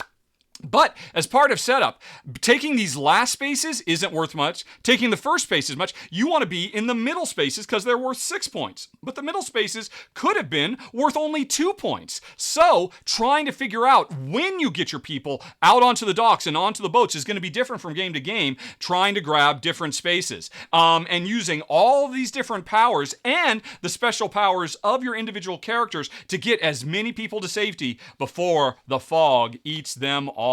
And I love the build up for this because the fog actually has these little legs, so they just smoothly just consumes everything, and it's just kind of like a mower mowing everybody down. This would be a very bad result for everybody. A lot of points lost here, but it's incredibly thematic, incredibly tense, really sharp, and there's an alternate way to play. It comes with a couple of sand timers, so if you play with players who suffer from analysis paralysis, because this game can get really crunchy, much more than a regular race game, then you can introduce a timer which only accentuates the panic and fear you should feel when you face the fog as you try to escape from paradise. Oh, that looks like so much fun. I love that you can do the real-time thing, because that really does. I mean, that is right there. That's a movie right there. Yep. The fog is coming. We've got a few minutes. Let's get out of here. Exactly. Looks so awesome. That is really so cool. Love it. Yeah. All right. Well, so that is one race game, folks. But since it isn't actually out, we're going to leave it off our list of our 10 favorite race games, right? When I talked with Ruel about it, I said, hey, the main thing is make sure that somewhere on the board there is a finish line. And you have to move your character across the finish line. Because, of course, there's lots of Euro-style games that I love that are races to, hey, first player to score 20 points. That's a race. But that's kind of not within the spirit of this. This is actually, you've got things on the board that are that the game will be over once you cross a finish line. So we're going to talk about the 10 best of all time. Does that sound about right? That sounds perfect, and I'm so excited about this. I love the race element mechanism in a lot of different games, but the fact that you specifically said we want a finish line on board, that's when things change for me. That we're gonna see what we came up with, folks, here in just a few minutes. Yep. But I'm excited to see what you've got, because I know mine are pretty. I mean, I love the ones I picked are some of my favorites of all time. So yep. Well, before we get to that. The fog, unfortunately, cannot make it on this list because it hasn't come out yet. But folks, since you're watching the show, one of you lucky viewers is going to be able to win a copy of the fog, which is already successfully funded on Kickstarter. Ruel, how do they win? Folks, what you're going to do is watch the show today and listen for the magic word, the secret word. The word is going to be shoes, like the shoes that you put on your feet. Yep. One of us, Richard or myself, will be saying it sometime during the show. And what you're going to do in an email is not type in the secret word shoes. You're going to type the name of the game that we're talking about at that specific moment and send it in an email to contest@rahdo.com, and that'll get you entered into a contest to win your very own copy of The Fog. Escape from Paradise, and then you can try to race to safety. Yes. But while we're waiting for it to come out, we've got 10 more race games to talk about. Starting with number 10, Ruel, what do you like? Okay, so yeah, this is actually tougher for me to compile than I thought. But starting number 10 off with a bang, Long Shot, the dice game.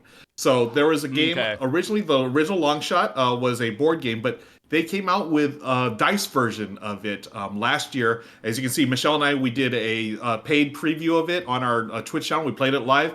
It's a roll and write game, and it's one of the best roll and write games out there, friends. Mm-hmm. It captures the spirit of horse racing. You're going to roll dice. One die is for the horse, and then another one is you're going to give you options to do. And this is what I really like about this. It's not just a straight racing game, not just a straight betting game. You can manipulate the horses how you want, and then you can bet on who you think is going to win. But you're also going to be collecting different concessions. You can buy horses to add to your stable, and Bottom line is you have to get across the runway or the finish line there first, or you're going to top or you're going to bet or the top three horses, like any good horse racing game, will pay out, and then the most money wins. But until the first horse crosses that line, that's when the game is going to end. You start tallying up. I really enjoyed this so much. Michelle and I, we kept the prototype. We asked to keep the prototype, and we still play it. And yeah. And I saw this recently, Richard. This is so surprising me, and I love seeing this. I actually saw this game at a Barnes and Noble recently. So Long Shot the Dice game. The company's name is slipping my mind right now, but they worked with Barnes and Noble, got their game in Barnes and Noble, and I'm so happy for them because more people should be playing it. It's a fun roll and write game. It only plays in about 30 minutes, so it does capture that fast-paced nature of a good race game, and that is Long Shot the Dice game, our number 10. I have not played it, but I have heard nothing but raves about it. Ever since it came out, I think last year, if I recall correctly. And yes. really sharp roll and write with so much depth and replayability. I have to admit, I have zero interest in the subject matter personally, but this is definitely on my list of, hey, if I'm at a convention, I want to see if I can get a game of this played, because I've just heard nothing but how amazing it is. Yeah. And another fun thing about it, it has a solo mode, and it's a good solo game as well. Okay. Yes, so yeah, check it out. That's our number 10, Long Shot the Dice game. Very, very cool. Okay. Well, I'm so excited to hear what you've got on your side of the list. Let's see what we got here. F1 car. No. I have to admit, the interesting thing for me about this list is I'm really not a car guy. I never really have been a car guy. My list is almost completely and totally free of automobiles, but there will make one surprise appearance. So my games are going to be a bit more non-traditional, starting with number 9 on the list, K2. Oh, nice. Yes, this is a race. Make no mistake. Each player controls 2 climbing teams trying to make it to the top of K2, or different mountains if you've gotten any of the various expansions that have come out over the years. And it is a very smart and fast-playing hand management game, because you have a bunch of cards that you can play either to move or to conserve your oxygen, because the higher you go, the tougher it is to breathe. You also have the ability to make base camps along the way, because the weather is constantly changing. You can see what the weather is going to be like for the next several rounds, and you need to be thinking, right, okay, with the hand cards I got now, I can make it to 7,000 feet. But in 2 rounds, I will freeze to death because I won't necessarily have enough time to build a base camp there. So do I hold back and try to time it so I can just skip from 7,000 to 8,000 after the cold front passes, and then make my desperate last pitch effort to get to the top of the mountain and survive and not die. So it is an incredibly thematic game, really sharp. The expansions that have come out for it over the years have added a lot of interesting twists and whatnot, but it's something that both Jen and I have always been huge fans of. Number 9, K2. Yeah, I saw this on the list. I have not actually played this, but I've heard a lot of good things about this from my friends over the years. And great choice. I didn't even think about it as a race game, but you were absolutely totally. correct. It is 100%. Totally a race game. Okay, so let's move on to our number 8, and let me make sure I have it here. My number 8, our number 8 on the list is we have to put a car racing game on here. It just wouldn't be right without it. So our number 8 is Downforce. This is I consider this a modern classic because this is a re-implementation of a game called, I believe, Top Force was the original. Top Race, apparently, was the original that Restoration Games restored and gave a new name to Downforce, yes. Yeah, and if you know Restoration Games, folks, you know that they take games that have been around for a while and update them for modern times, and this is a good one. We're big fans of this one in my gaming group, Downforce. It's a hand management game. You are betting, you're betting on race cars, and you're trying to find or manage them to get across the finish line first. The first place, you're going to win money. And you go through, there's 3 different spots on here. Each line that you cross, you're going to make bets on who you think you're going to win. Okay, so, another betting game. All right. Another betting game, and you may see a pattern here in the games that I chose, folks, betting and racing. And what you do, it's really interesting. This game starts with an auction. You're going to auction off the cars and their special abilities. Okay. And then when you get those cars, you don't have to necessarily bet on your own. You can bet on other people's. So you can almost like sabotage yourself and get other players' cars to go in front because of the cards in your hand. Like, say for instance, I get stuck with the green car and I don't have any or a lot of good green card cards in my hand. I can manage it so I can get the blue car to go, run away with the race, or I can Okay. try. And so I can hedge my bets by placing bets on the blue car. So it's a really fascinating game of hand management. It's really easy to get to the table with new players.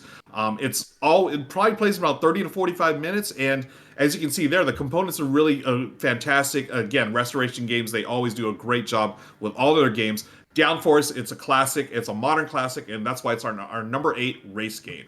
Okay, great. And thank you, Board Game Geek, for supplying that game preview from Gen Con 50 in 2017. Oh wow, Yeah. 2017, it's been a Sounds while. right. So that's 2 games so far from your side of the R&R that are all about betting on the outcome as well. I Yes. suspect I might be able to guess some that are coming. We will see. Because again, folks, neither Will or I have any idea what the other person has come up with. He's got 5, I've got 5. A friend has made sure we have no overlaps. But let's move on now from, what was that? That was number 8 to number 7.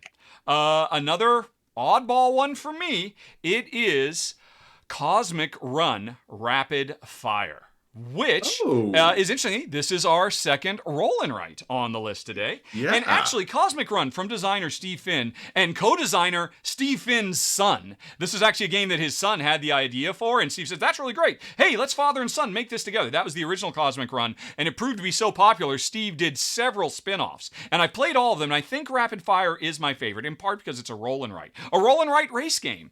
Basically, the situation is, there are 3 planets, and we are racing to try to reach them as fast as possible, because whoever gets there first gets the big points, gets to colonize. But we're doing it in this game via dice drafting. Every round, a bunch of dice are rolled that will let you either maneuver around, the asteroids and whatnot that are on the track that are preventing you from getting to the planet, or will let you activate special powers like change the way you move, or all kinds of interesting stuff. And every round, at the beginning of the round, dice are going to be rolled that add more obstacles to the board. So this is a racetrack that is dynamically changing and evolving as you play. And it's a race game where you are engaged, each player is engaged in 3 simultaneous races. You know what? There's no way I can win that third race to the green planet. I'm really going to focus like a laser on trying to make it first to the blue planet. So there's a lot going on in a very fun, fast-playing little roll and write, which, like you, Ruel, I love roll and writes. All of the Cosmic Run series have been absolutely exemplary. They all have this core idea of, hey, there's multiple planets, everybody's racing to. The first player to gets there gets the lion's share of the points. The first player to cross that finish line. And it's just the Rapid Fire is my personal favorite. So it comes in at number 7 on the list. Oh yeah. I cannot wait to play this one. I actually was trying to get a copy of this earlier this year, in fact, but at the time it was out of print. But I believe they've done a new print run, so it should be available really? now. Okay. But yeah, I'm a huge fan of Steve Finn games as well, so I cannot wait to take a shot at Cosmic Run Rapid Fire. Okay. All right. Hey, we're gonna get to our number 6 right now. Let me get up on screen, and I mean, it's not a car racing game, but it does have some form of transportation. It is one of my favorites of all time, Flamme Rouge. Flamme Rouge. Sure. This is, yes, a bicycle racing game. Just think of the Tour de France, folks, and that's what you have in Flamme Rouge. It's a wonderful game of hand management. You have a team of bicyclists that you're going to be racing around the track. You can see there, you can manipulate the track. There's a lot of variability in this. You can set up different ways to set up different tracks that have mountains or hills or whatnot. And what you're doing, you're just playing cards out of your hand. You're playing, this for one of each of your bicyclists. And what you can do is you can draft off of other players, just follow them and, sort of tag along, drafting in real life and drafting in a race. And you're eventually going to start running out of steam, because at the end, you're trying to hold those big cards for the end. But sometimes you just have to, do them, wherever you can to take the lead and shoot on out and try to win the race. It really, for me, it captures the feeling of a sprint really well, because you're not going around the track a bunch of times. You're just going around once and trying to win the race by playing your cards in the right order. And I love this game. It can play, I think, 2 to 4 players in the base game, but there's a couple of expansions that add different elements, and they also add different additional teams. So I think you can play it up to like 6, 7, or even 8. I'm not sure, but check out those expansions as well. This is a classic, and we love it in my house, and hopefully yours. It's our number 6, Flamme Rouge. Yeah, it is absolutely brilliant. And it's not something you see often. Represented in race games. The idea of exhaustion. Yep. Right? Yes. And, and it was so thematic, and it's so much about, oh, you moved into that spot. That means I can move behind you and, as you said, draft off you. I mean, I've seen drafting in some games, but not as many as you would expect, since it is such a hugely important element of racing in general. And, exactly. This one is very well loved, so easy to teach and play. Really good choice. Yeah, definitely. Fantastic game. Okay. All right. But cool. I've got an even better one for you, Ruel. Number 5 is Luxor. Oh, yeah. Right. Do you know Luxor? I do not, but I think I know why you picked it. Well, here's the deal. This is a game where players, we're Indiana Jones type, Tomb Raider-y type folks, trying to rush to the center of a tomb. And each player has, over the course of the game, you can get multiple members of your race team moving, or you could just try to focus like a laser to just get one of them as far as you can, or get multiples into different spots. But what really attracts me to the game, the race is interesting. There's all these different treasures you can get along the way, so you're always trying to figure out the right card to play on the right team member to land on the right treasure, because there's a lot of set collection. There's big rewards for being crossing the finish line first, but there's a lot of other stuff going on too, depending on what you can find. The way this works, though, is everybody has a hand of cards. And what happens is, on your turn, you have to pick, if you imagine holding cards in your hand, fanned out, you can pick the card all the way to the left or the card all the way to the right.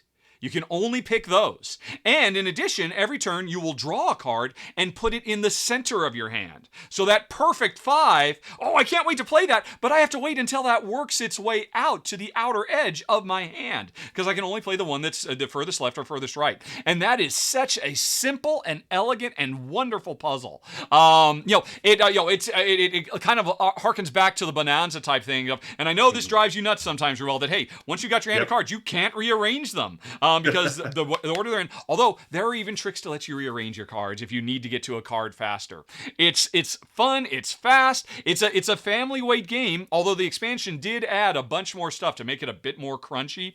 Really sharp, and what really made me fall in love with it was the absolutely brilliant hand management system, unlike anything I'd ever seen before, that's just so immediately simple and easy to grok, but really surprisingly deep. And that's why it comes in at number 5, Luxor.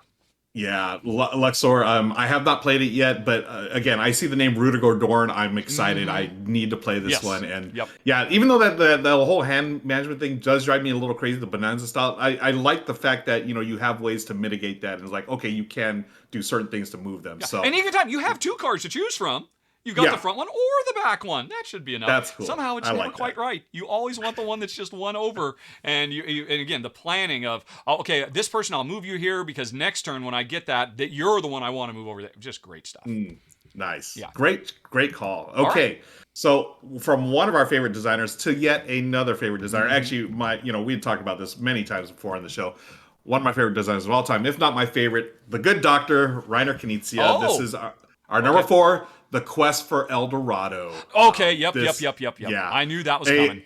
An amazing race game. What the good doctor did, folks, is he took deck building and combined it with a race game and mashed it up, and we have the Quest for El Dorado. We're just talking about the Indiana Jones style game. This is another one. We are racing to get out of here because we have, got this the statue, which in my mind, I like to think we're bringing it back to the people that That's it a nice belongs rewrite. to. I like it.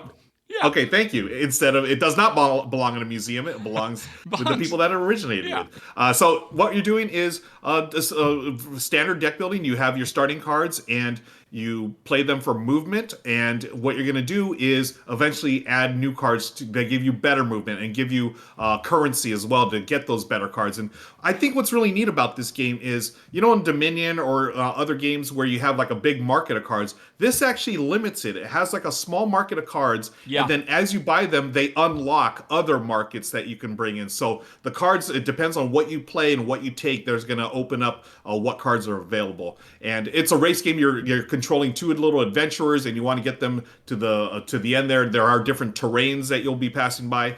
The expansions, they add other things as well that you can go and grab, different treasures and whatnot.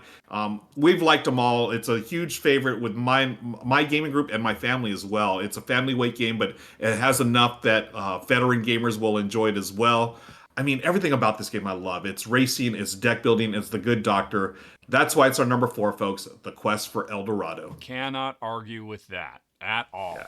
And with that, I believe I know what your final one is going to be. I'm pretty sure. I think you have a good idea. I think so. Yeah. I believe the designer is known to go by their initial, perhaps.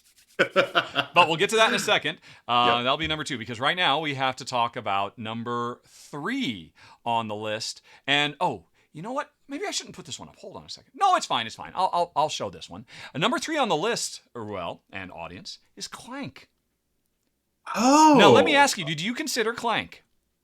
I did not. You but totally now that it's should. On the list, it totally makes sense. It's a race day. It's a racing deck builder game. Yes. The finish line is where you start, because the whole point of this game is, hey, we're basically gonna go dungeon delving, and we start and we build our deck, and that represents what our explorer, our adventurer can do, and we just try to go as deep into the dungeon or the cave or the tomb or whatever it is that we're raiding, and get the best, most valuable artifact we can, and then race back to the surface. And the first player to do that, basically cross the finish line, creates a countdown for everybody else. Because as we're racing around the world, and by the way, I'm showing Clank Legacy Acquisitions Incorporated, which is my favorite version of Clank. Although, don't worry, there's no spoilers here. This is the first game, which my wife and I live streamed many years ago. It's just my favorite version. I figured I'd throw that on the screen. The interesting thing is, as you're going along, a lot of the most powerful cards you can play to move forward make noise. And that's called making clank. And you start collecting these cubes on the clankometer. And every once in a while, a card will come out that says, hey, take all those clank, all that noise you made, throw it into a bag, and then start throwing cubes out of the bag. Because that means if my cubes are pulled out, I've drawn the attention of the local dragon who is not happy that we are here, and I end up suffering damage. So this is a game of high risk reward from start to finish. Do I just try to be slow and sneaky and quiet and just get the artifact I can? Do I say to heck with it, I'm just going to grab the first artifact I can and just get out really quick and then force all my opponents into a really tough bind because they were deeper? Will they be able to make it out in time before they make too much noise and the dragon gets them? It's absolutely brilliant, incredibly popular, has spawned so many spin-offs, like the Legacy one, like Clank in Space, like the upcoming Clank Catacombs as well, which I believe you're going to be covering pretty soon for the channel. I know you're very excited about that. Super excited. And yeah, it is absolutely such a brilliant, simple idea, like Quest for El Dorado, mashing racing mechanisms with deck building to make a really wonderful game experience. That is number 3, Clank. I love this choice. I did not even consider it, but you are so right. It is a race back to the top because you don't want to get stuck in that, dungeon and lose points or, even just score 0 if you don't, totally make it out. There is a finish line on the board. Yeah, there it is. Great call. Nice. I didn't even think about that. Okay, so let's move on to our number 2. You've alluded to it. I believe it's no secret as to what I love. My personal number one is Cubitos by John D. Clare, AEG. An awesome game. This is I've been describing it as Quacks of Quedlinburg in the dice game, and there's a lot of similarities, but there is, as you can see there is a finish line on the board. You're trying to race around there, and you are these strange little cube or cheese cubes out of the whole world. We are the Cubitos. You're a Cubitos, right? So the little cubes, it looks like SpongeBob SquarePants. It's like, got the little yellow cheese with skinny legs and, shoes. And you're running around there. And what you're doing is rolling dice. And this is what I love about this. I love rolling dice. I love push your luck. I love bag building. This is what it's all about. You're trying to unlock those better dice by spending currency and putting those in your bag. And then you want to pull those out to roll them and to get better movement and better currency and make it fast, to be the fastest around the track, folks. Oh my gosh, everything about this game I love. I thought it was easy to learn and teach, and Michelle and I loved it from day one. The only thing I didn't love, I'm going to nitpick a little bit, those little boxes that you put the little dice in. I mean, not a fan. Really? I don't know why. I'm a huge fan of that packaging. Really, I didn't like those. I don't. They were like for me they were like sort of weird to put together. Yeah, there they are right there. They are weird to put together, yes. And I have a few that are a bit not as structurally sound. The first ones I put together. Oh yeah, don't hold up as well as the final ones I put together. Yeah, one of mine has a tear in it. I think I put some a piece of tape on there, but that's a very minor nitpick. This game is so smart and so good, and you have the different dice, and the thing is, all the different dice, they have the cards there that tell you what they do. Now, it's not just that setup, folks. There are multiple cards, so each die can have multiple effects and a ton of replayability. There's that one track there. There's actually 4 tracks. They're double-sided. 2 tracks are included. Oh my gosh, I love this game. It's a fantastic racing game. That's why it's our number 2 racing game of all time, Cubitos. I completely agree with that, and a huge doffing of the cap to John D. Clare. But also, credit where credit is due. This is a remake of an earlier game that came out called Automobiles from David Short, if I recall correctly, I believe. Yep. And that had also another AEG game. Yep. Which had the idea of every time you play, a different set of cards determines what the cubes are. But they were cubes instead of dice.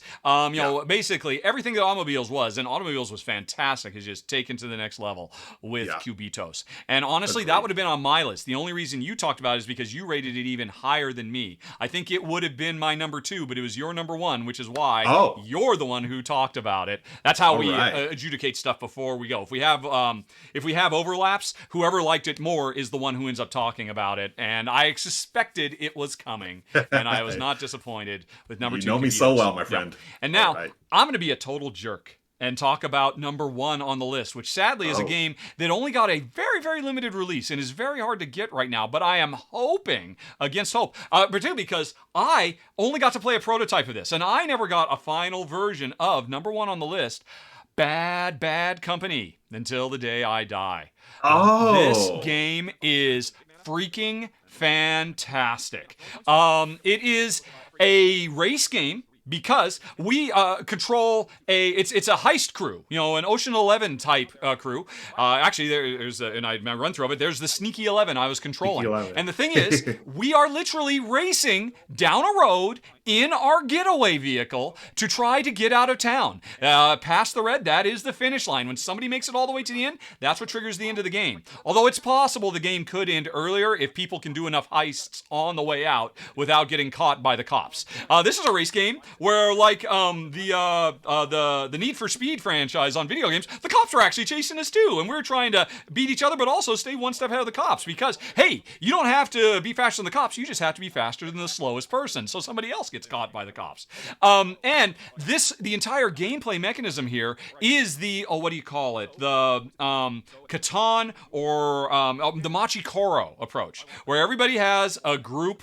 Every one of your member of your crew has a number on it, and every round dice are going to be rolled that everybody gets to activate the numbers that pop up, like Machikoro or Card Kings of Valeria or Space Base or Settlers of Catan or just Catan. And I gotta say, there are a lot of games that have come out over the years using this mechanism. My Farm Shop is another one. I think this is the best it has ever been done. It has more interesting stuff going on with the dice and the choices you make when it's not your turn.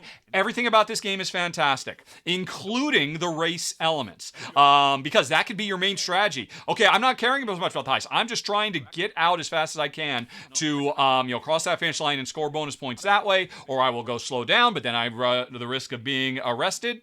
It fits the bill. It is a car that can get across the finish line, and that can trigger the end of the game. So I say it is a race game. Just sadly, one that only got an incredibly small print run, and I'm still hoping that it'll get a second printing so I can get a copy of it as well, because I had to send my prototype on to the next reviewer after I was done filming it. Jen and I were both really blown away by this, which is why it comes in as the number 1 race game of the R&R Show, folks.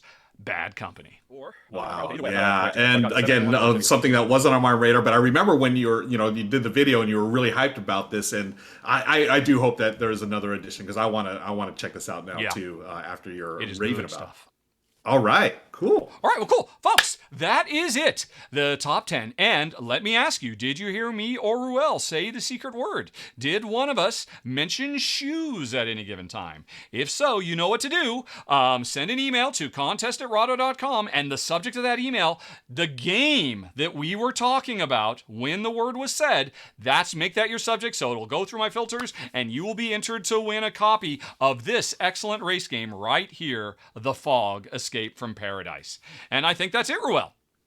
Yeah, that's all we got. We are done. And folks, again, thank you for joining us here at the R&R Show. This has been a bonus episode. We usually do this once a month, but thanks to our sponsors and everyone else, we get to do extra episodes for y'all, and we love doing it. Yep, thank you and so one much. of you will win this. And by the way, folks, we're not done. This was just the main show. If you want to check out the extended edition of this show, where we talked about a whole bunch of other stuff, you can hit that I in the top right corner screen or follow the links down in the show notes, because we're about to continue with the extended show and talk about the next 10. The 5 that could have made my list, that could have made Ruel's. And so we've got even more race games to talk about if you want to join us over in the extended. But otherwise, as always, thank you so much for watching. Thank you so much. I'm just looking at a blank wall, but hopefully I'm looking in Ruel's direction. Thank you, buddy. And thank you once again to the sponsor of the show, The Fog Escape from Paradise, on Kickstarter now. Have a nice day, everybody. Talk to you later. So long. Bye-bye.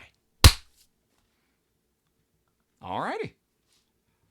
Woo! Wow. So, fun fact, I totally forgot to say the secret word when I was planning on saying it. I heard you work it in. But yeah, I had to, on the fly, I had to redo it. It was a little clumsy, but it worked. It was totally clumsy, but it worked, and it's there. Hopefully everyone caught it. But if you didn't catch it, folks, be sure you can subscribe here on Twitch for free, actually, if you have an Amazon Prime account, or you can support on the Patreon or the YouTube, and Richard will just tell you where the secret word is. So just if you're a subscriber, just direct message me, and I'll let you know, because I heard it. And actually, because it was, I assume everybody caught this one, because it was, you were like, it was, you had to stretch to get that one out there. But I totally did. Oh my god! And I had, I always put my notes. I have my game notes here, and I always put an extra large font. I just totally missed it this time. Oh, wow! On the fly, I had to come up with something. But hey, it's in there, folks. And if you didn't hear it, be sure to subscribe, and Richard will tell you where it is exactly. Or watch the show 5 more times on YouTube tomorrow. But that's even better. I promised we would talk more about stuff. So let's see, R&R post show. What else? I assume you had more. I had like 20 I could have talked about. Same. So I had honorable mentions and 5 more. So I'll give you my honorable mentions first. I went old school for this one. Win, place, and show. This is another horse racing game. It was one of the first games I ever bought at the Gamekeeper many years ago at the mall. I think it's like a 1960s or 70s game. Win, place, and show is from Avalon Hill, I believe. It's one of those games. Wow, 1978. Yeah. Win, place, and show is fantastic game. But I don't know how it holds up. I haven't played in like 30 years, so I'm not sure if it holds up. That's some of that, as we were talking in the pre-show, back when you used to play games on the floor. On the floor, back when you were capable of doing that. Yeah. So another honorable mention that you actually put K2 on here, which was great, because I almost put 7 Summits. This is a game that came out last year. It's basically a redo of Can't Stop. Daryl Andrews did this, and you're racing up the mountains, and you're just the 7 different summits, the 7 tallest in the world. Michelle and I really enjoyed this one. It's more of a press your luck, though, than a race game. Wow, and that's why I left pretty. Kwanchai Moria art. Art by Kwanchai Moria, designed by Daryl Andrews. I feel like this one flew under the radar a little bit. People didn't really gravitate towards it for some reason. I think it's a fun game. Why? This seems like that could have been a contender. How come it didn't cross the line for you? I don't know why. Well, for me, I didn't make this list because I feel like it's more of a press your luck game. The race is there, but it's not the heart of the game. Exactly. That makes sense. Yeah. All right.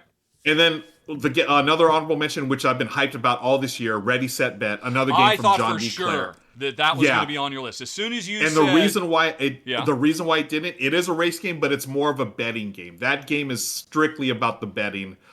You don't really have any way to mitigate because you how have no the horses control run. over the horses. Exactly. Right. And that's why I picked long shot rather than ready set bet. Yeah. Okay, my other 5 on the list, those are my honorable mentions. Formula D, Formula Day, the original one. That one, that would have been my number 10, is a classic roll and move game, basically. The reason why it didn't make my top 5, it's too long. It should.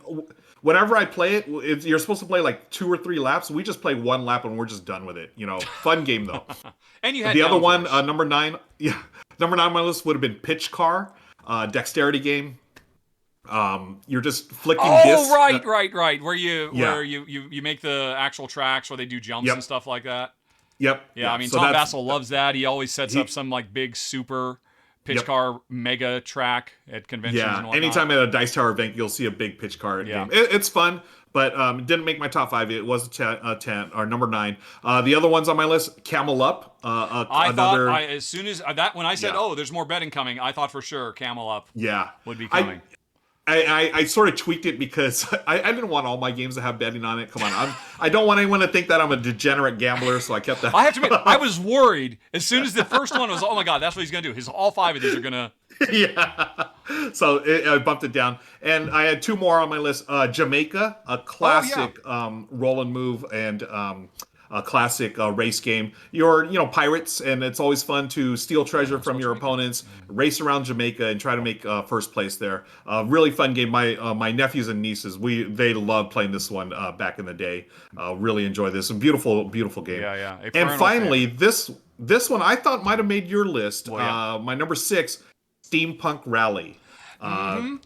Yeah, very clever game. One of the first Kickstarter games I backed, I think, many years ago. This is an engine building game with dice. A lot of fun.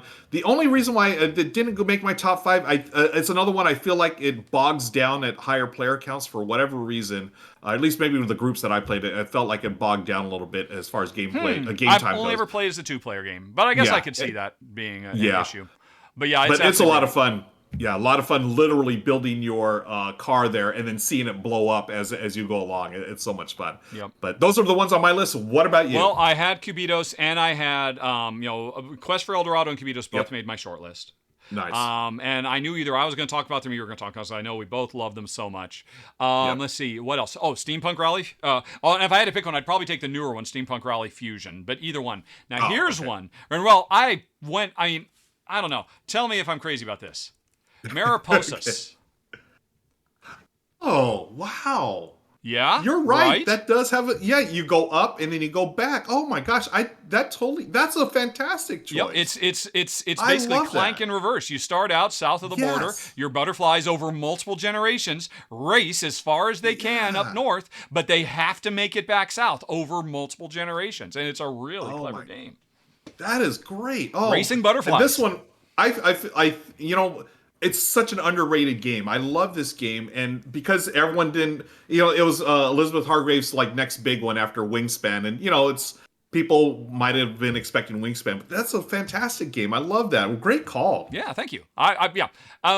And it could have pushed into my top 5. My only problem with it was I think it's brilliant at higher player count games. It works well as a 2-player game, but there just could have been a little tiny bit of stuff done for the revealing of, because all the tiles are face down. It's also an exploration game too.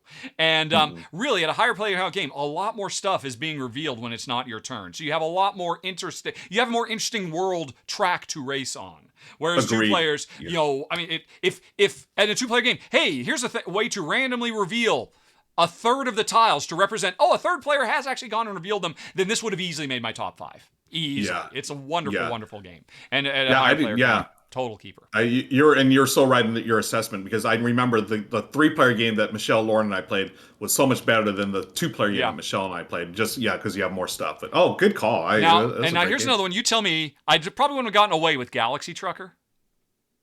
Galaxy Trucker? I mean, you are racing. You are racing. Through is the there galaxy a finish line, as though? you truck. Is there an... Yeah. Now, the problem is the race is really just a long, extended in-game scoring sequence. Really. Yeah, that's okay. You can't really make very many meaningful choices there, and the game is really building your truck. But then you do still race it. You are still racing, so I would probably I'm okay with that. Yeah. I don't know. I felt a bit too cheesy about that one.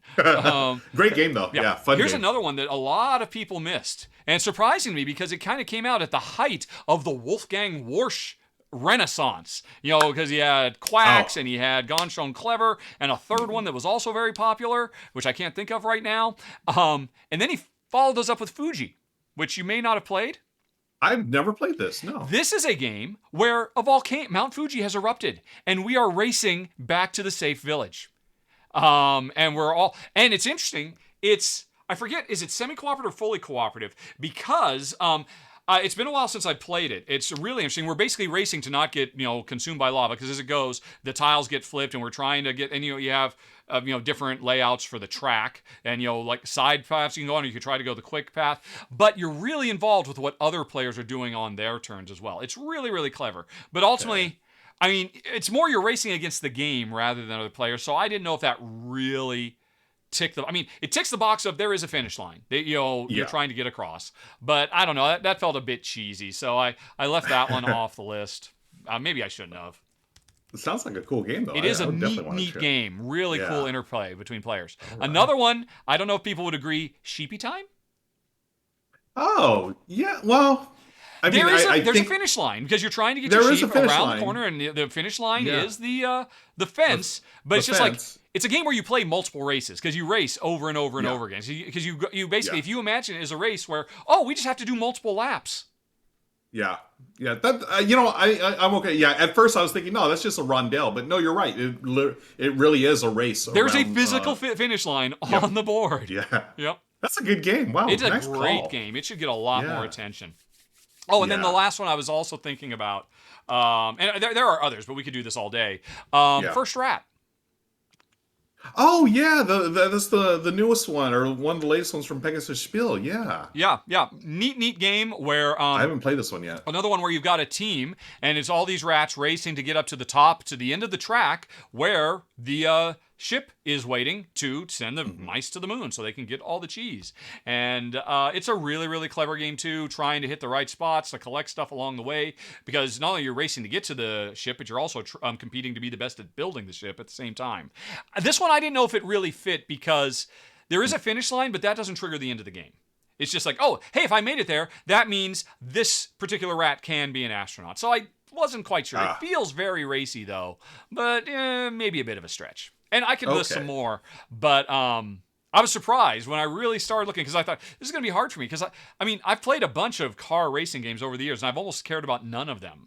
And I thought it's just going to be too hard for me not to do Stonemaier games where you're racing to be the first to get 15 points or whatever. Yep. But then when I realized, no, there's a lot of finish lines on these. So those are just a few more interesting race options, folks, other than just cars going around in a big circle.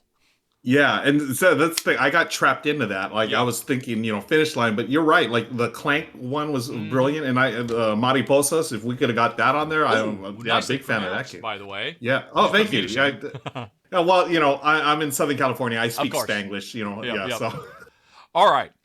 But yeah, great calls. Good, really good games here. Yep. Now we do have some comments in chat. We got a lot of. We have so many comments. Let's see what we can do really quick. Let's do some Q&A real quick. Q&A real quick if we can. We'll try to be succinct for a change. Let's see. Let me go here. Oh, this one, Richard. Can you explain the game sommelier item you can spend points on? Haven't seen this one before. Yes, I added it recently because I finally broke down and got rid of the buy-in argument, because we're just incapable of arguing about anything other than just really esoteric Star Wars stuff.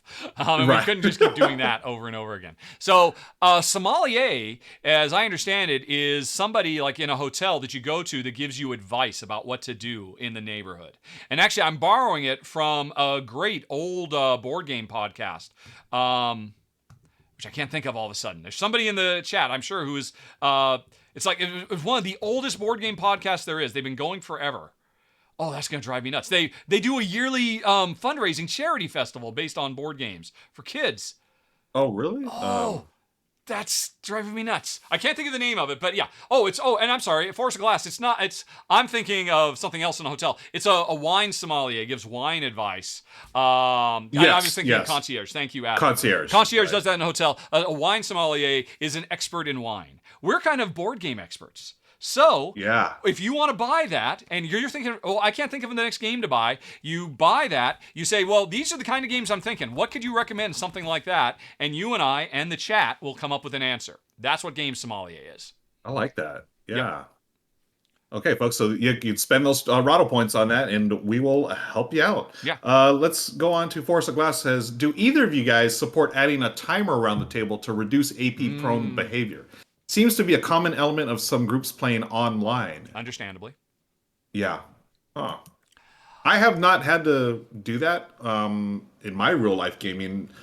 You've never been in a situation where you're just like, come on, can we just please institute a sand timer? I have been in that situation, but not lately. Because, when you first start in the hobby, or going to open game nights, you deal with all kinds of different players, and some of them are a little more AP prone than others. I tend to stay away from those players, and then I gravitate towards people who, make quicker decisions and not necessarily the most optimal, but I'm okay. Let's just keep the game moving, because that gives us time to play other games. So I don't know if it's something, at least in my family, in my personal group, that I see a need to. Do I support that? Yeah, why not? Whatever makes your game night better and more fun for everybody, why not? I wouldn't see it as being a problem. Yep. I can say this is something Jen and I have tried in the past when we were first getting into games, because Jen is incredibly analysis paralysis prone. And, I've just come to terms with it. I've got my laptop. If she's going to have a 5 or 10 minute turn, that's fine. No big deal. I don't want her to feel pressure. If she's enjoying herself, then great. Let her take the time. Yeah. But there was a time I'm like, well, hey, maybe we can get you to be a little bit more quick thinking. And we tried it. And it made her so miserable instantly. They just robbed all the fun. And she was kind of on board because, hey, I'd like to be more decisive. I'd like just to be able to not dither too terribly much. So let's give it a try. Oh my God, I can't stand this. I never want to play this way again. It just didn't work for us. Yeah, the real-time games where they're real hit and miss for us whenever there's a timer or whatever. And I know Michelle prefers not to have that time pressure. So we tend not to, and I do too. I like to just take my time, and hopefully it's not too long. Here's Adam says, where would you consider these race games? Maracaibo, Expedition Northwest Passage, Snowtails, The Hunger, Shadows Over Amsterdam, Fast Sloths. Snowtails, actually, I thought about that one years ago. It might have made my list, but I don't find it as engaging as I used to, so that's why it didn't make my list. Maracaibo. No, I don't consider that a race. I don't consider that a race. There is a finish line to cross. That has nothing to do. That is just that triggers mid-game scoring. And there are many players who will never come close. I mean, you could win the game going as slow as possible, not actively anti-racing. So, right. There's several. I mean, you could say the same for Great Western Trail as well. That one just doesn't really work for me. I considered it, but just didn't quite fit. The Hunger, of course, I did put Clank on, and The Hunger is Clank with vampires from Richard Garfield. I just didn't like it as much as Clank. Shadows Over Amsterdam. That is an interesting one. That game, if I recall, if I'm thinking of the right one, Adam, isn't that basically Dixit meets Codenames? I believe it is where players are racing around Amsterdam on teams, and they are using Codename Dixit-style clues to tell their teams where they need to go on the map.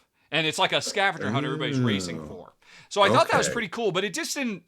To me, it felt more like, it's more about the social deduction. It's more about the codename stuff and less about the race, really. The race is just for playing, trying to get points. Okay. And Fast Sloths... I did not think of Fast Sloths, and I should have considered it. Okay. It's I have brilliant, not played that game. But it's terrible for 2. He just didn't even try to make it good for 2. Nice. Ruckus has a comment here. There are several board games that got a random and write version, like recently Orleans. Which other game do you think would make a great roll and write? Or is it random and write version? What? Random and write? Roll and write? I'm just happy to call everything a roll and write. I mean, strictly speaking, rand and write is probably the best thing to do because, hey, there's a random seed generator and you write stuff down. Decks, dice, whatever. Right. But let's see. There are several board games that got... Okay, so what board game do we like that we'd love to say? We just talked about this last week, about how great Agricola. Well, amazing Agricola is a roll and write. Yeah.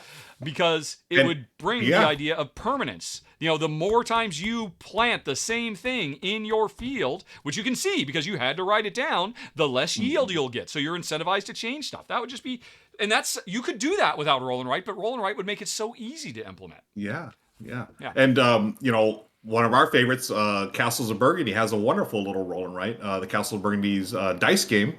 It's a much lighter version, but it does give you the feel of the game. We've talked about this the last few shows.